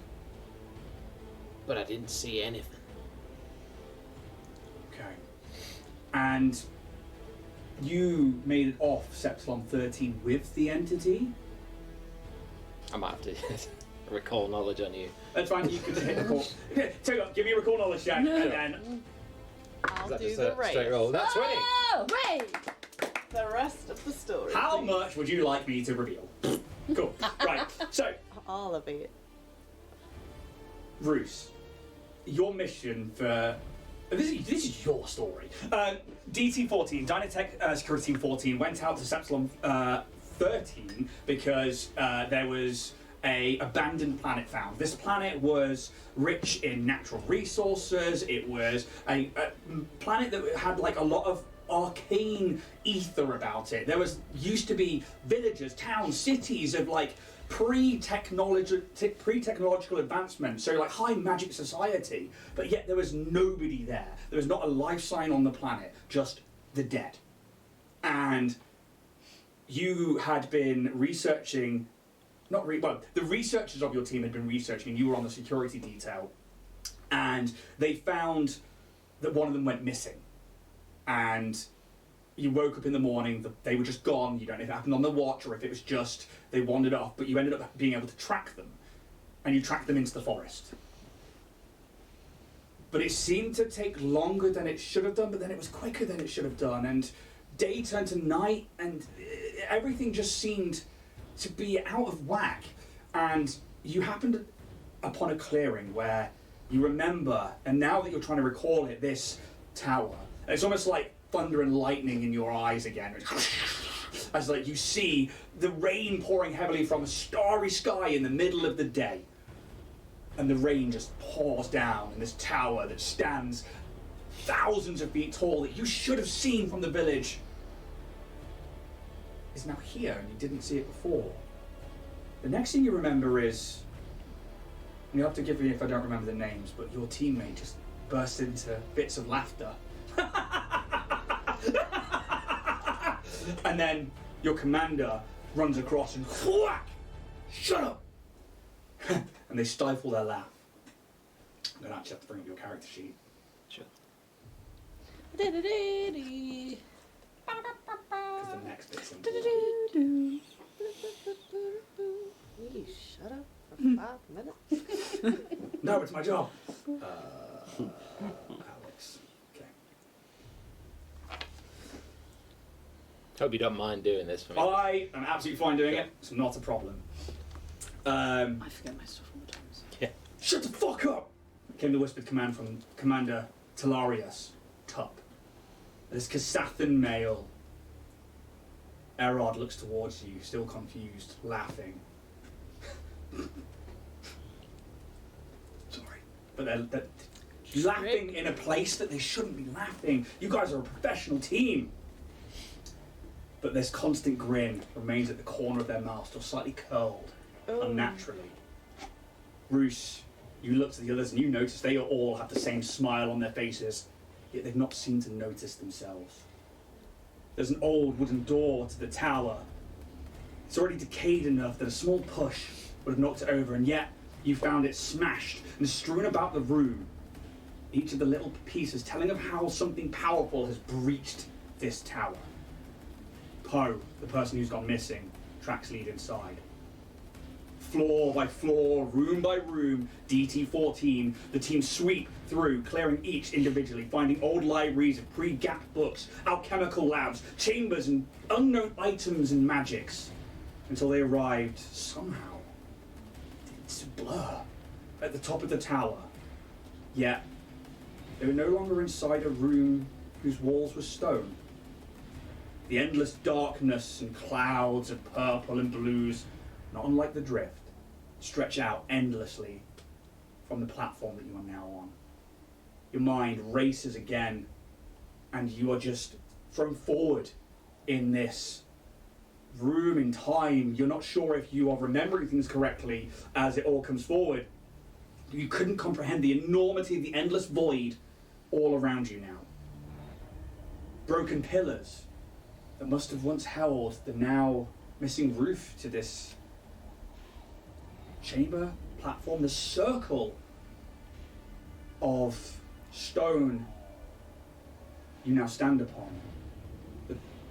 Towards the other opposite opposing edge,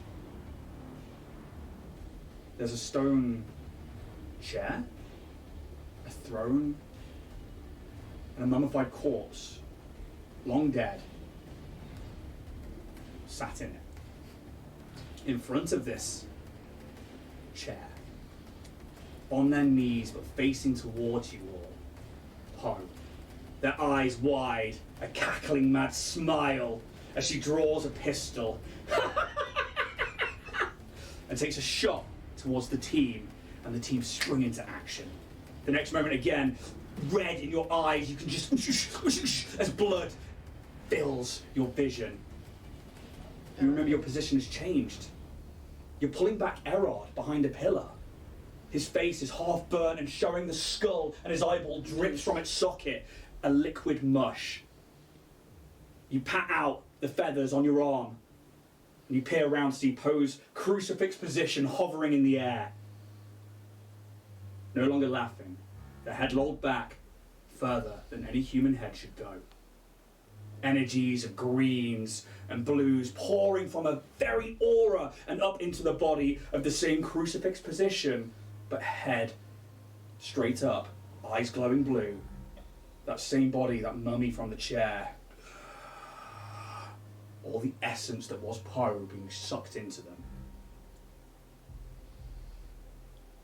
Roos, your memory skips again, and now you're running down a spiral staircase, firing shots blindly behind you. Saffron, run! You're shouting. Time skips again, and you're diving onto Sephiron on the ground as the tower collapses and explodes in a magical explosion behind you. And then time skips again. And Bruce, you're being introduced to this tall, grey-skinned, almost tusked. It's part of their like face and their like monstrous face to Security Commander Decoder Pryor. Son of a bitch. As the discussion of your new assignment is taking place. And Roos, you stand at the entrance to floor 184.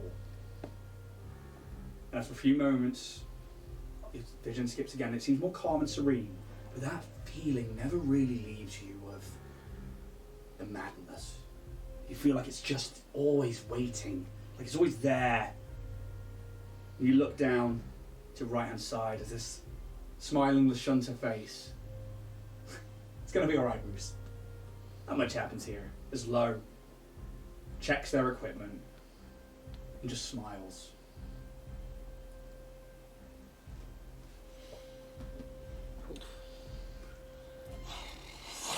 Obviously, Thank you for doing that, by the way. That's alright. I wouldn't have been able to deliver it. that As good was as that. sick, but we had that in story form, I guess, not memory form. Well, I mean, you can literally relive it and verbalise it like that. So I'll be like telling it like that. Just Yeah. the Then I was like- patches that you remember. Yeah. Cheskis looks. And you wonder why I read porn. Cheskis rubs his forehead. Oh, their One of forehead. the issues out of my pouch is I think you This- need this more than me. This is what's on the floor, 184. Not this. No, this is the magazine. This Yeah. is what Dynatech told us was an AI, I suppose. Which we know probably isn't an AI. Big fat fucking lie. And the android. AI, and also now you suspect this one. So let's start with the information. You know that there is something definitely on floor 184. Yes. Okay. Confirmed by Dynatech. How do you know this? They told us Okay. Why did they tell you this?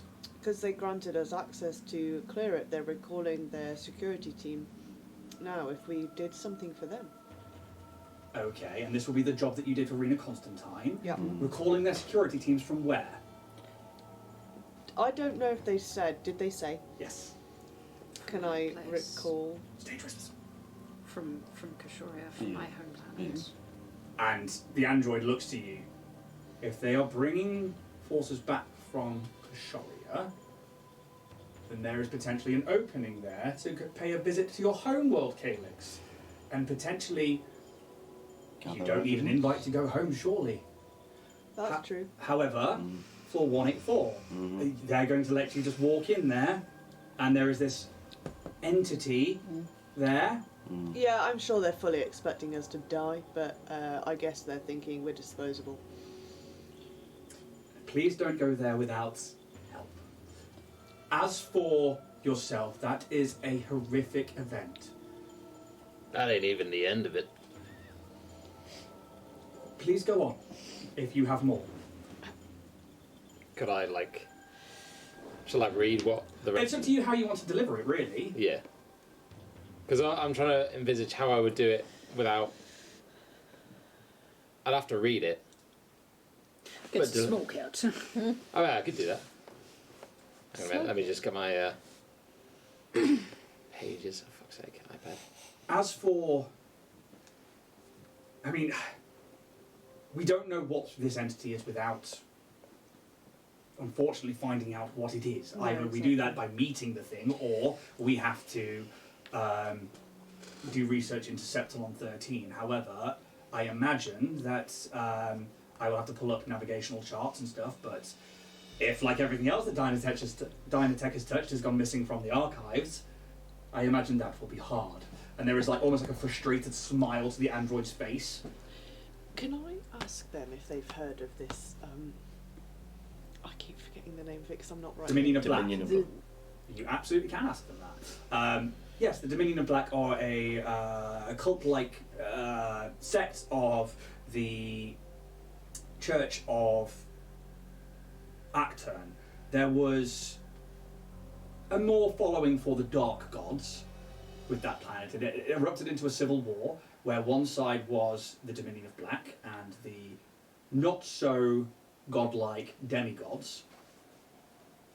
And and I can't remember the name of the actual god that is the god of darkness, that is the other side of it. But it's essentially the symbol is like a black ankh, and it's proper Anubis style. Like it looks cool, and I'll find you guys some information later because I don't have it personally on me. The Dominion of Black are tied to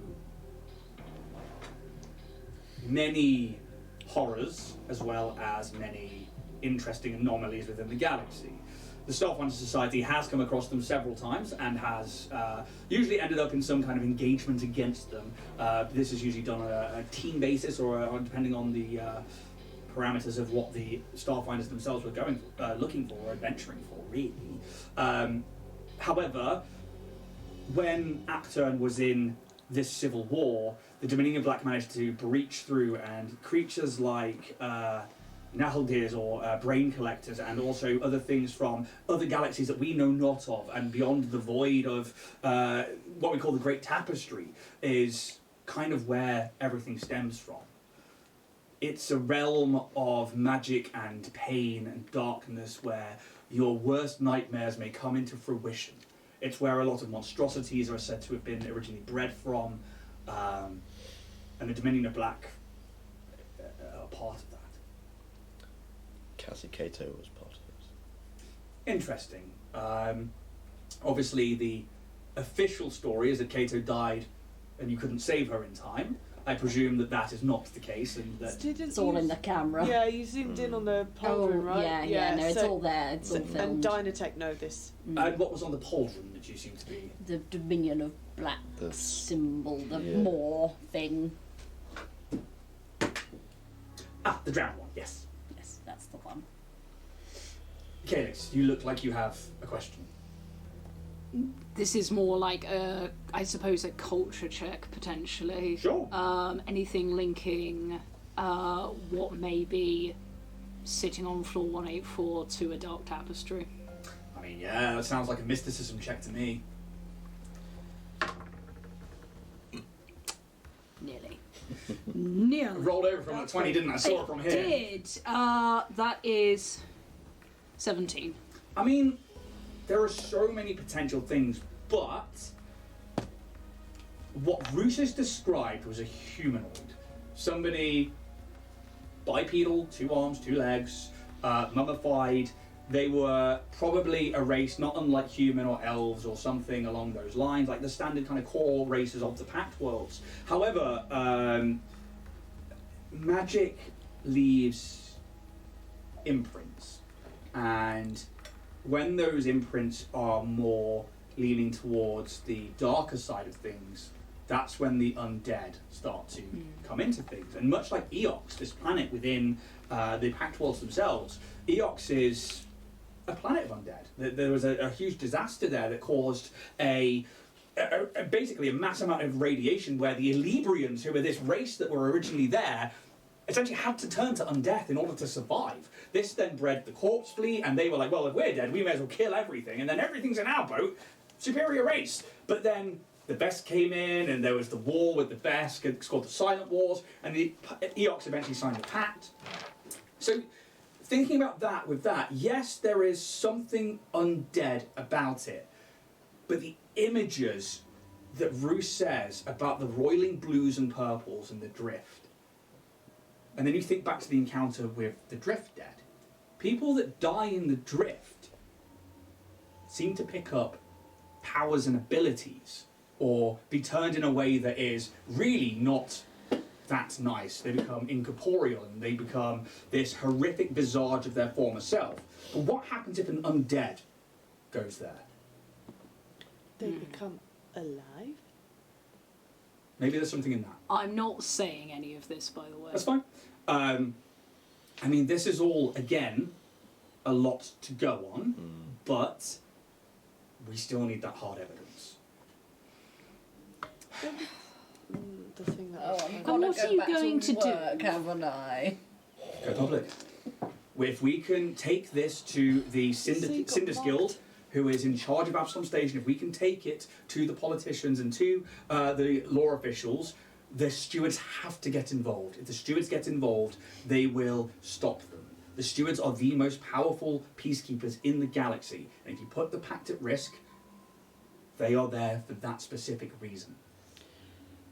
Can I send a text to Calyx on the datapad whilst they're talking? If you give me a sleight of hand. Oh, fuck. Unless you're just trying to do it openly. Yeah, so it doesn't matter. They're not going to look, but they're not going to see what I'm writing unless they're actively trying to. Just mentioning that I think the farm is exactly what they're looking for. So while you do that,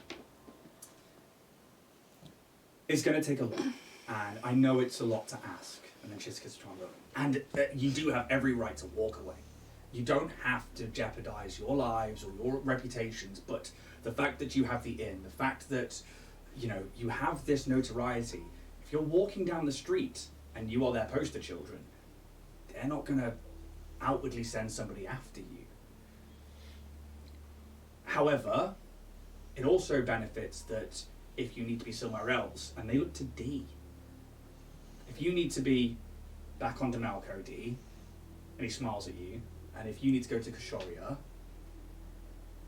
then that would give you some time away from the closer reaches of the company. We can aid you as best we can from here and do a lot of research for you, or we can try and offer you aid in other ways, or have agents around that could help you, and we do have some in mind. However, should you need to come back, you will have the full force of the Starfinder Society behind you. And if you do this, all of you, and they look to you three, we will make you members of the Starfinder Society right here and now. Yeah. I think obviously we don't need to decide that right now. No, you don't. There's no pressure. I think that, correct me group if I'm wrong, that we can't make a decision in front of them. We can absolutely leave. But this is where D pipes up. Skelkin, I'm going to go back to Demalco. I want to find out more about the Guardians and the Orbs.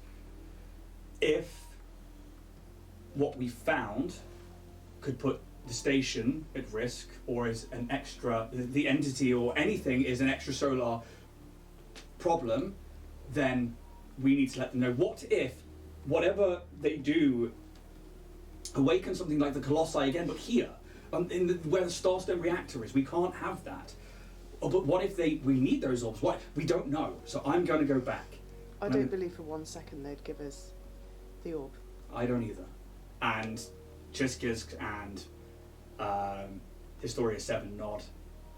If they were going to willingly let you onto floor 184 and call back security forces, I think the security forces would have only been to stop anything coming out before they seal you in. If we didn't die, they'd kill us.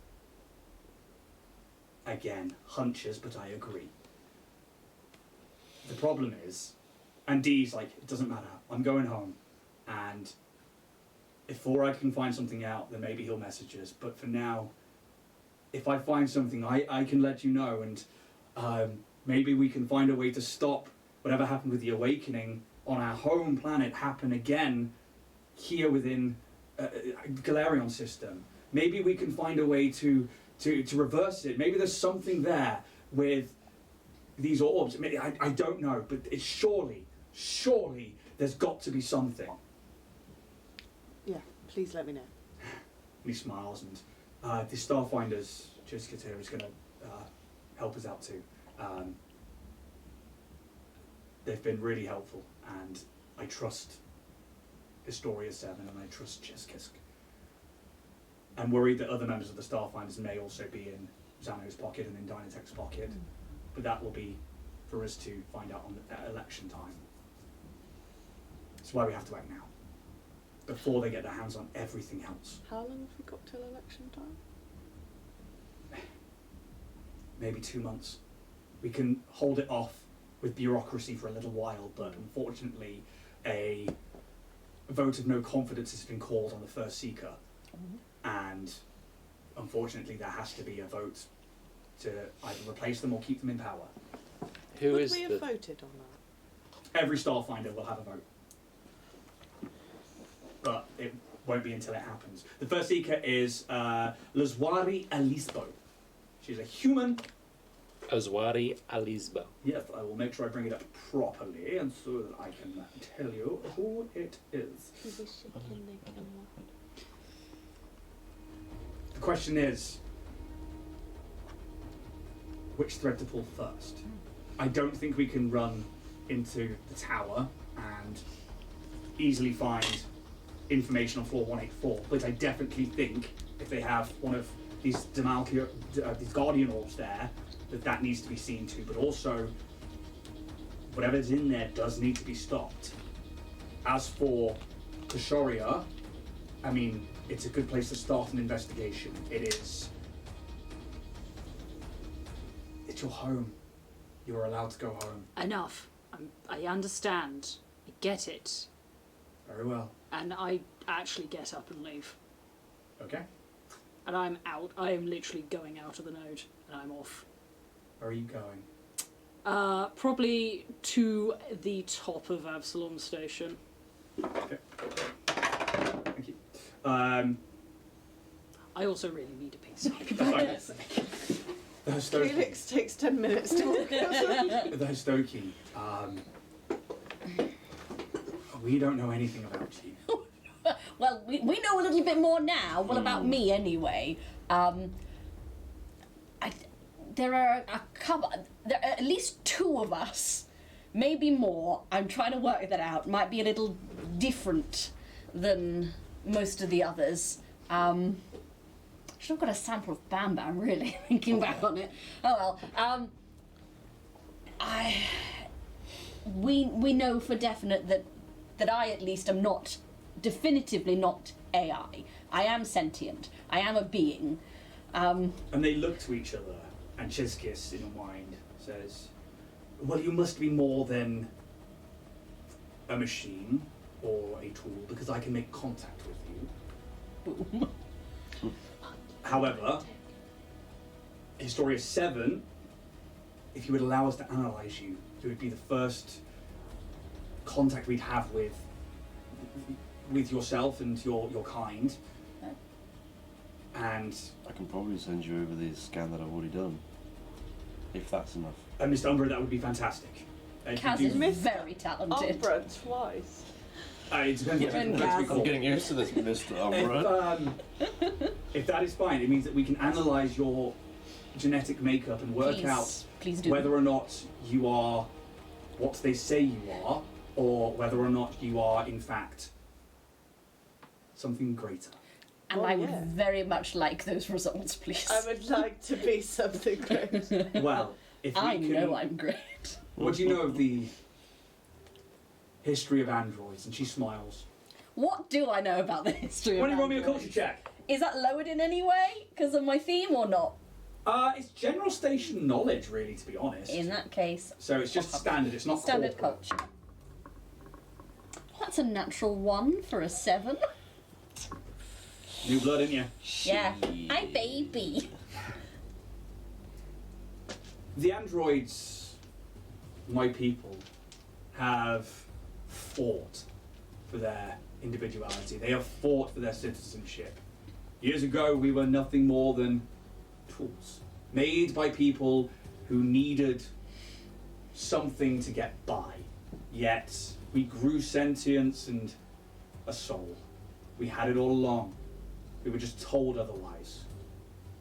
And when you're told something over and over again and shown no other options, you can believe it. However, we have to prove your sentience, and we have to help, if it is true, the rest of your kind in speaking out. Show them maybe what some of them don't want to be shown. I think a lot of them don't want to be shown, but I think that they should be. And this is all very new for me, but I do want to. I don't want to leave them behind.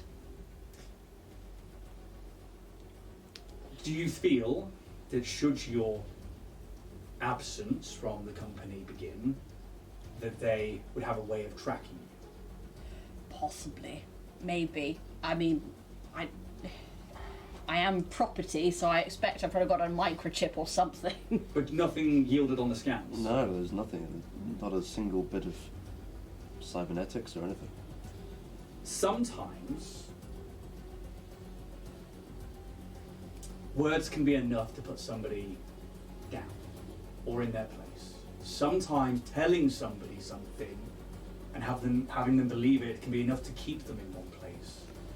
If you found nothing on your scans, I would hope that this is the case here, and they are merely telling you that you are trackable and that you are a tool. They do seem to Say it a lot. motivate the workforce with basic necessities, which seem enough. So yes, maybe that is the case. In which case, that does give me hope that everyone else can catch up, as it were. Chizkisks speaks up. What we will do is, if you do end up being away for a while, we will do what we can to keep an eye on the rest of your peoples, and we will keep an eye on how units are, for lack of a better term, processed, and where they end up. If we can watch where you live and begin, for lack of a better term, infiltrating and getting the message to them that there may be more out there, this is beginnings, but we cannot be actively seen to be doing it. It has to be something that you find on your own as people. I understand this. Could the Starfinders rent me? Yeah, she's quite expensive. He's quite expensive, sorry. Interesting. Yes. However, my issue there, or my concern, is that if we were to rent yourself, that directly ties you to this crew, and then directly ties you to the Starfinder Society, and I don't want any red flags to... No, that's fair. Better to be... Yeah, as much as... anonymous. Are you just looking for out for work?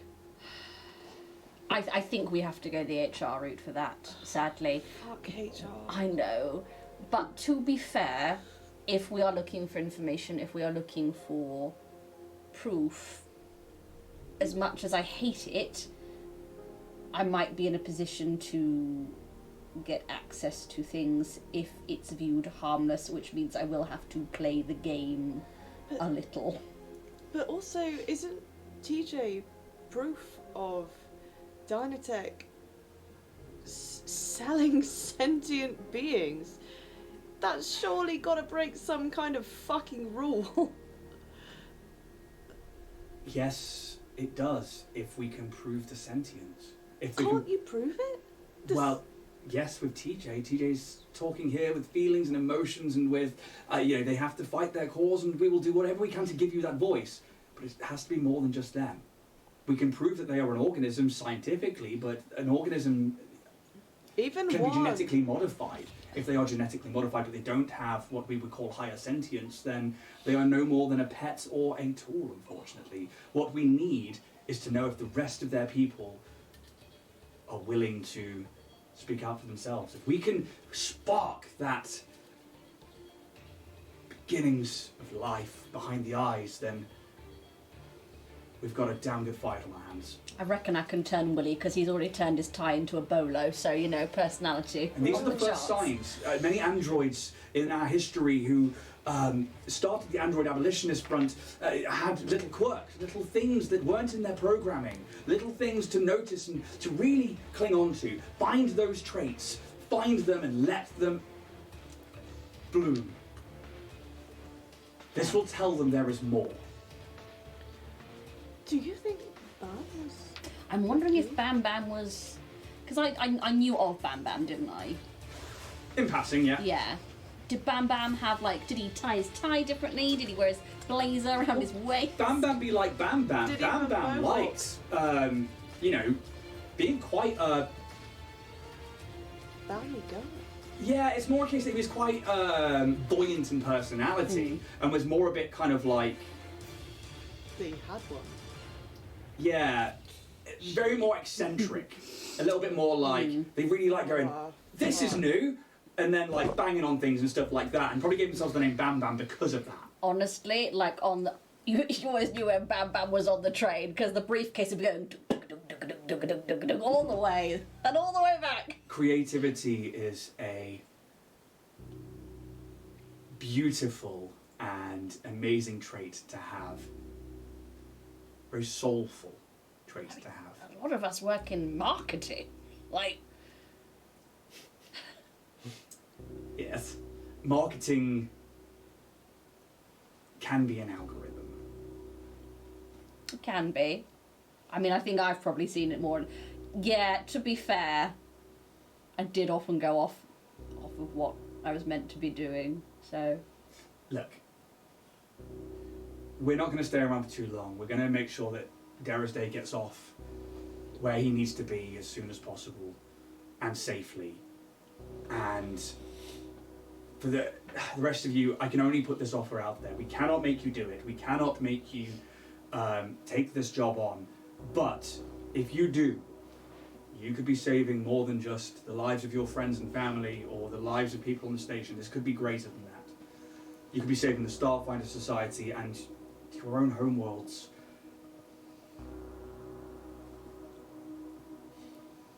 And the two stand up. Unless you have anything else. Wait, how do we contact you? Well, we're Starfinders. And they just ping you a thing. damn, that was cool. You can find us at the Law Spire complex, and you can, the codes come up, and they're like, you minus yourself will get all of the codes. These ours are encrypted to a higher level than yours would be as standard, but let us know. Have time to talk. Have time to think. But we can help you, and hopefully you can help us. And the Shirin Chiskis, they thank you for agreeing to meet with Dara's Day and not knowing that we were coming. Thank you for listening, and thank you for what hopefully is the start of something very positive and very important. Let's take down the team. And Historia 7, I must return to the Archive Cortex. It has been a real pleasure to come out and to meet you all. And they hold the camera up. Thank you. This is, again, the start of something that I can dig into. Is there anything else that I can try and find for you? Maybe finances. In terms of information. Finance-wise, that will be on Chiskis to try and fund anything. I know that, well, not for us specifically, though, there was an anomaly in Dynatech's finances. Okay, that again is very good information to have. And there is not much of a lead on this at all, but there have been some financial things going towards Keydale versus for architectural services. That's all I know. Bullshit! Okay, we'll have a look into that. Keydale and architectural services. And they sort of like look at you. Okay, we will have a look. It's not a lot to go on. No, it's not. Do any of you have an idea of what that could be? I don't fucking know what Keydale is, so no. Give me a culture check. All of us. Yep. It's being said at the table. Minus Calyx. 30... Oh, wait, hang on. I don't actually know what I've got. Oh, 12. your dice. I think you need a different one. Do you want to roll the campaign dice? 3. Sure. Not for this one, because you just rolled. 16. 16. Give it a Keydale roll. is a What the fuck do I do place with on it a if I planet can't in roll the it? PAX systems called Verces. Verces is a planet that is gravitationally locked. So one side constantly faces the sun while the other side is constantly at night. It was actually the birthplace of the stewards. They originated from the dark side, or the city side, I believe it was, and they are there to protect the pact. They started off as being... Verces was run by a council of nations that managed to get over their own triflings with each other by having the stewards and by going, right, we now all sign this so we don't go and murder each other. If we do something against this pact, the stewards will enact, and they will bring down the arm of the law. That then translated to the pactfuls as the stewards on a whole, and the pact was based on that. Keydale is on the other side of it, and is... You only really know the name, because I don't think you know much in your backstory, but it is a... You're not sure if it's a city, you're not sure if it's a dwelling, you're not sure what it is, but it's in the middle of what is essentially one of the largest deserts in the Pact Worlds. We will have a look, and we will try and see what this means. If there's an anomaly going there, it means there is another tie to there. We know they have ties to many planets within the Pact Worlds and outside of the Pact Worlds. I do hope that Calyx is okay, and tell them that they have a choice. They don't have to do this. I would like you, unless you've got one more thing for me. Yeah. I do also. I need. Guns. I think if I'm gonna go for anyone, it's gonna be that Deckard of Pry. I reckon he knows something. He's the son bitch who sent my friend into floor 184, got her killed, got everybody killed, shot me in the back, tried to kill me. He escaped. We will try and dig some information upon Deckard O'Brien. He knows what's going on. We will try and find him. Thank you. I mean, not that it's fucking urgent, but Derrisday's fucking told them that he's going back for the orbs straight up, so what do you know? Why can't I find anything? That is a very good question, Historia 7 will say. And they almost take a seat again. And they're like, the fact that these things are about, and we know that they're on Demalco, yet the archives are missing any information on them, tells me that somebody's fooling around in my cortex and deleting things. It's why this one is off the books. We don't know what those orbs do. I can't pull any information on them, and you and Derrisday, your team here, are the closest thing we have to knowing what the hell is going on. We need to find who deleted that, why they deleted it, and when they did it. Why now? Why with Derrisday's first mission? Why with you finding him, and now Dynatech have one on 4184? What is going on Maybe here? they don't. Maybe it's bullshit. Like the rest of anything that they say. Exactly.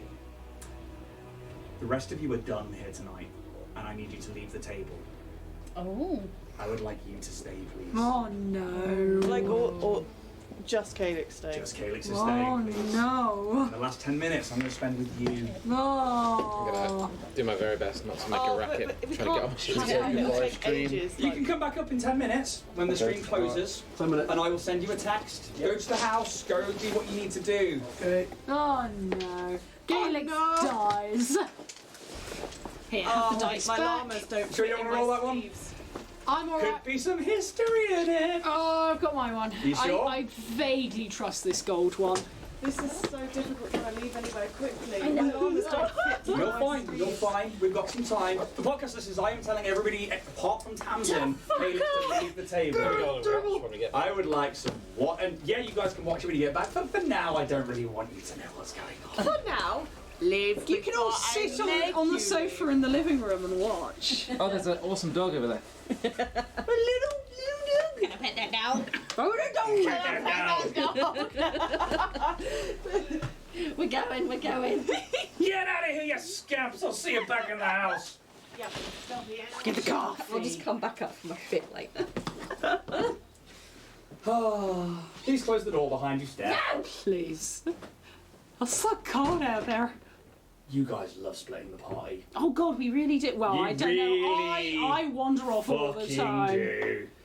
Calyx, you work your way up to the top of Absolom Station, yeah? So what I'm aiming for is I'm going to do some curling. So I'm going to probably find one of the sort of spots where, like space curling, like there's a Absolom space curling club. And they probably have like some little stations in and around Absolom, so I'm going for one of the highest ones to just sit there and just throw stones. Up. It wouldn't be in the eye, because the eye is a glass dome, essentially. But over in the arms, essentially, these like compass-like points, there would be somewhere like... One of the ones I know where it's really unlikely I'll run into anyone else. Yeah, and that's absolutely fine. And you get there and you spend the next hour, 2 hours, 3 hours? How long would you spend there? Probably a very long time. I'd say probably 2-3 hours. And I mean, if there is anyone there, I'll just There are other people there. Imagine like a driving range at at a golf course, but it's people like sending space curling stones out. And I'd probably sort of like challenge them. I'd be like, that probably that little one over there. You get to the point where you are starting to relax and you are starting to wind down, and then you hear a voice behind you. Ah, Calyx! Thought I'd find you here curling stones. And it's the unremarkable. Kimpire. Yeah, it definitely is Kimpire. And you turn around, and this purple vest with these yellow frills smiles beamingly at you in their pencil skirt and their blazer. Mind if I chuck a rock with you, boy? Yeah, sure. Good! Nice. And they just pick out a stone from behind them. They've got something on them. Maybe they've like rented some from the range. And they not even really paying attention to where they're throwing it. Good shot. How are you, Calyx? I don't know. It's been a bit rough few days. I don't know. A lot happening. Yeah, there sure is. But you're a good boy, and I knew I could trust you when it came to sponsoring you and giving you a home here on Absolom Station. What does that mean? That you are an exemplary employee of the company. Not only do you do Xano and Triss an absolute stellar job of working in the exploration department, but you offer more than that as the face of the Decimar here in the galaxy. Haven't seen any other Decimar here. No, many of them are back on Koshoria and far afield, but you are a beacon of hope to all those in the galaxy that just want to explore and want to get out there and do more. And the hand rests on your shoulder, this long black, and they're like painted black talons. I can trust you, can't I, Calyx? Yeah, of course. Is that a lie, or is that the truth? I don't actually know. Could you roll me then both a bluff and a diplomacy check?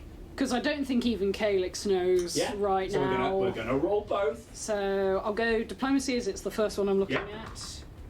17, 37, so 25 on 25? diplomacy. And bluff, where are you? 7 on bluff. So take that, but yeah. I'm rolling a sense motive against that. Calyx, you are in the perfect position. You don't want to lose what you have, this beautiful apartment, your job, curling stones, things you enjoy. You wouldn't want to see that all crumble, would you? I wouldn't. Not for you, my boy. No, I don't want to, but I don't know. You see these stones? See Very pretty. Expensive. From the top they look like circles, and from the side they almost look square. And when you throw them, it changes perspectives, and sometimes you can't always see all of the things, but there are different angles to everything and different perspectives. Spoken like a Starfinder. Interesting. Well, You have been hanging around with a few? surely that's to help Xano.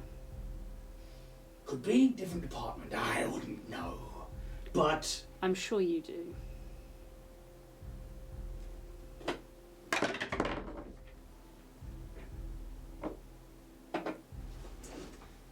hand squeezes ever so slightly. A little painful. I try my hardest not to flinch. Oh. And the hand runs down your arm. You've lost your data pad. Ah, yes. New replacement, I see. Good. I'm glad to see that you're back up and running. Be a shame if you had misplaced expensive equipment. Good. I'm glad that you have at least something you can use. Now, your friends. Do you trust them? Could they be what Dynatech is looking for? And she's just curling this stone in her hand, and she's just beaming down at you. I believe that they are.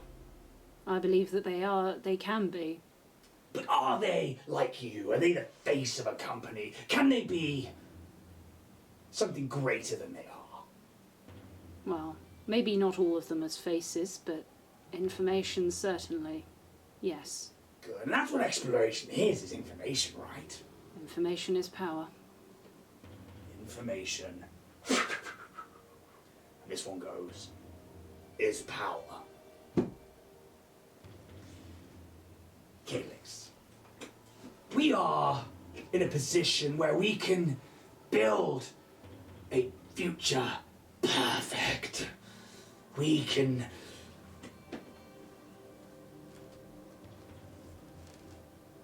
bring peace and prosperity to the galaxy, to Koshoria. It's not even in our systems, but we can make it in our systems. We can offer more protection. Soon, there will be a time when the Starfinders all have to make a choice. We are hoping that maybe we can bring Dynatech and Starfinder closer together. Maybe if Xano is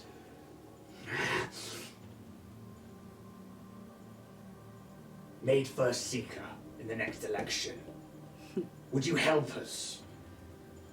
Being the face of the exploration department in boosting her notoriety and her favor with the rest of the Starfinders, your crew, your lovely, lovely crew.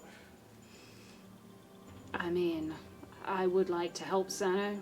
She's been nothing but kind to me. Good. It would be... Who decides this future? Oh, the Starfinders. They get to vote on it. It's all up to them. However... Not the Starfinders. I mean, Dynatech. We are future perfect, aren't we? Well, we are trying to be. Who chooses that future? Well, that would be the head of the company, the board, Professor Dine. We are merely but extensions of their delegations and wants and needs. Have you ever met him? No. Has anyone? Yes. Would we be allowed to? I can certainly try and ask. But even department heads go to the board, and the board deal directly with Professor Dine. Oh, might be worth asking. Well, tell you what, Calyx. You do this for us. You get the Starfinders all on board. You let us use you, and you help us with your image and your sway to give Xano everything she needs to win that election. And we'll get you in there with the board and Professor Dine. Okay. So, what is it you want me to do? When the time's right, I would like you to just speak the words of truth and of your dealings with Xano and with the Starfinders and why she's such a great candidate of Dynatech to become the next First Seeker, and how maybe they helped the Decimar with security from Dynatech, and they brought people like myself and Rena along to Koshoria to help protect your people. We've set up a trade with them for the silks, and we have given you a life that is more than you could have ever hoped for on Koshoria. Do you not agree that you have everything you've ever wanted? It certainly is a lovely life. Sure Very is. lucky. Hell. Maybe we can help your art grow and your notoriety grow with it. You could have everything you ever wanted. We can pay you more. Maybe for my family. What would you ask? I don't know. They get to enjoy this kind of life. Do you want to bring your family here? I'm sure it can be arranged. Can I go back to Kushoria for a little bit? I do miss it sometimes. Food here isn't quite the same, you know.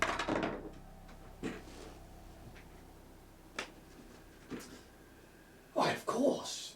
I hear already that you are taking a sabbatical to potentially go exploring with the Starfinders. Triss has allowed you to go off. I'm a little hurt that you didn't ask me, but I am sorry, I'm not your department head.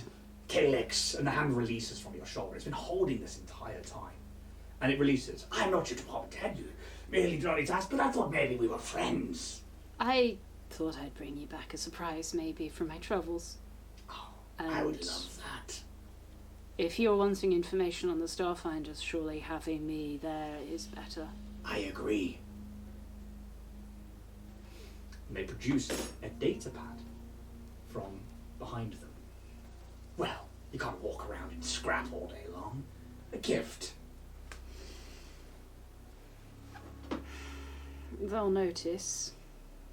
Well, it's just a gift, isn't it? It's just a data pad. Thank you, Compire. Oh, thank you, Calyx. Thank you.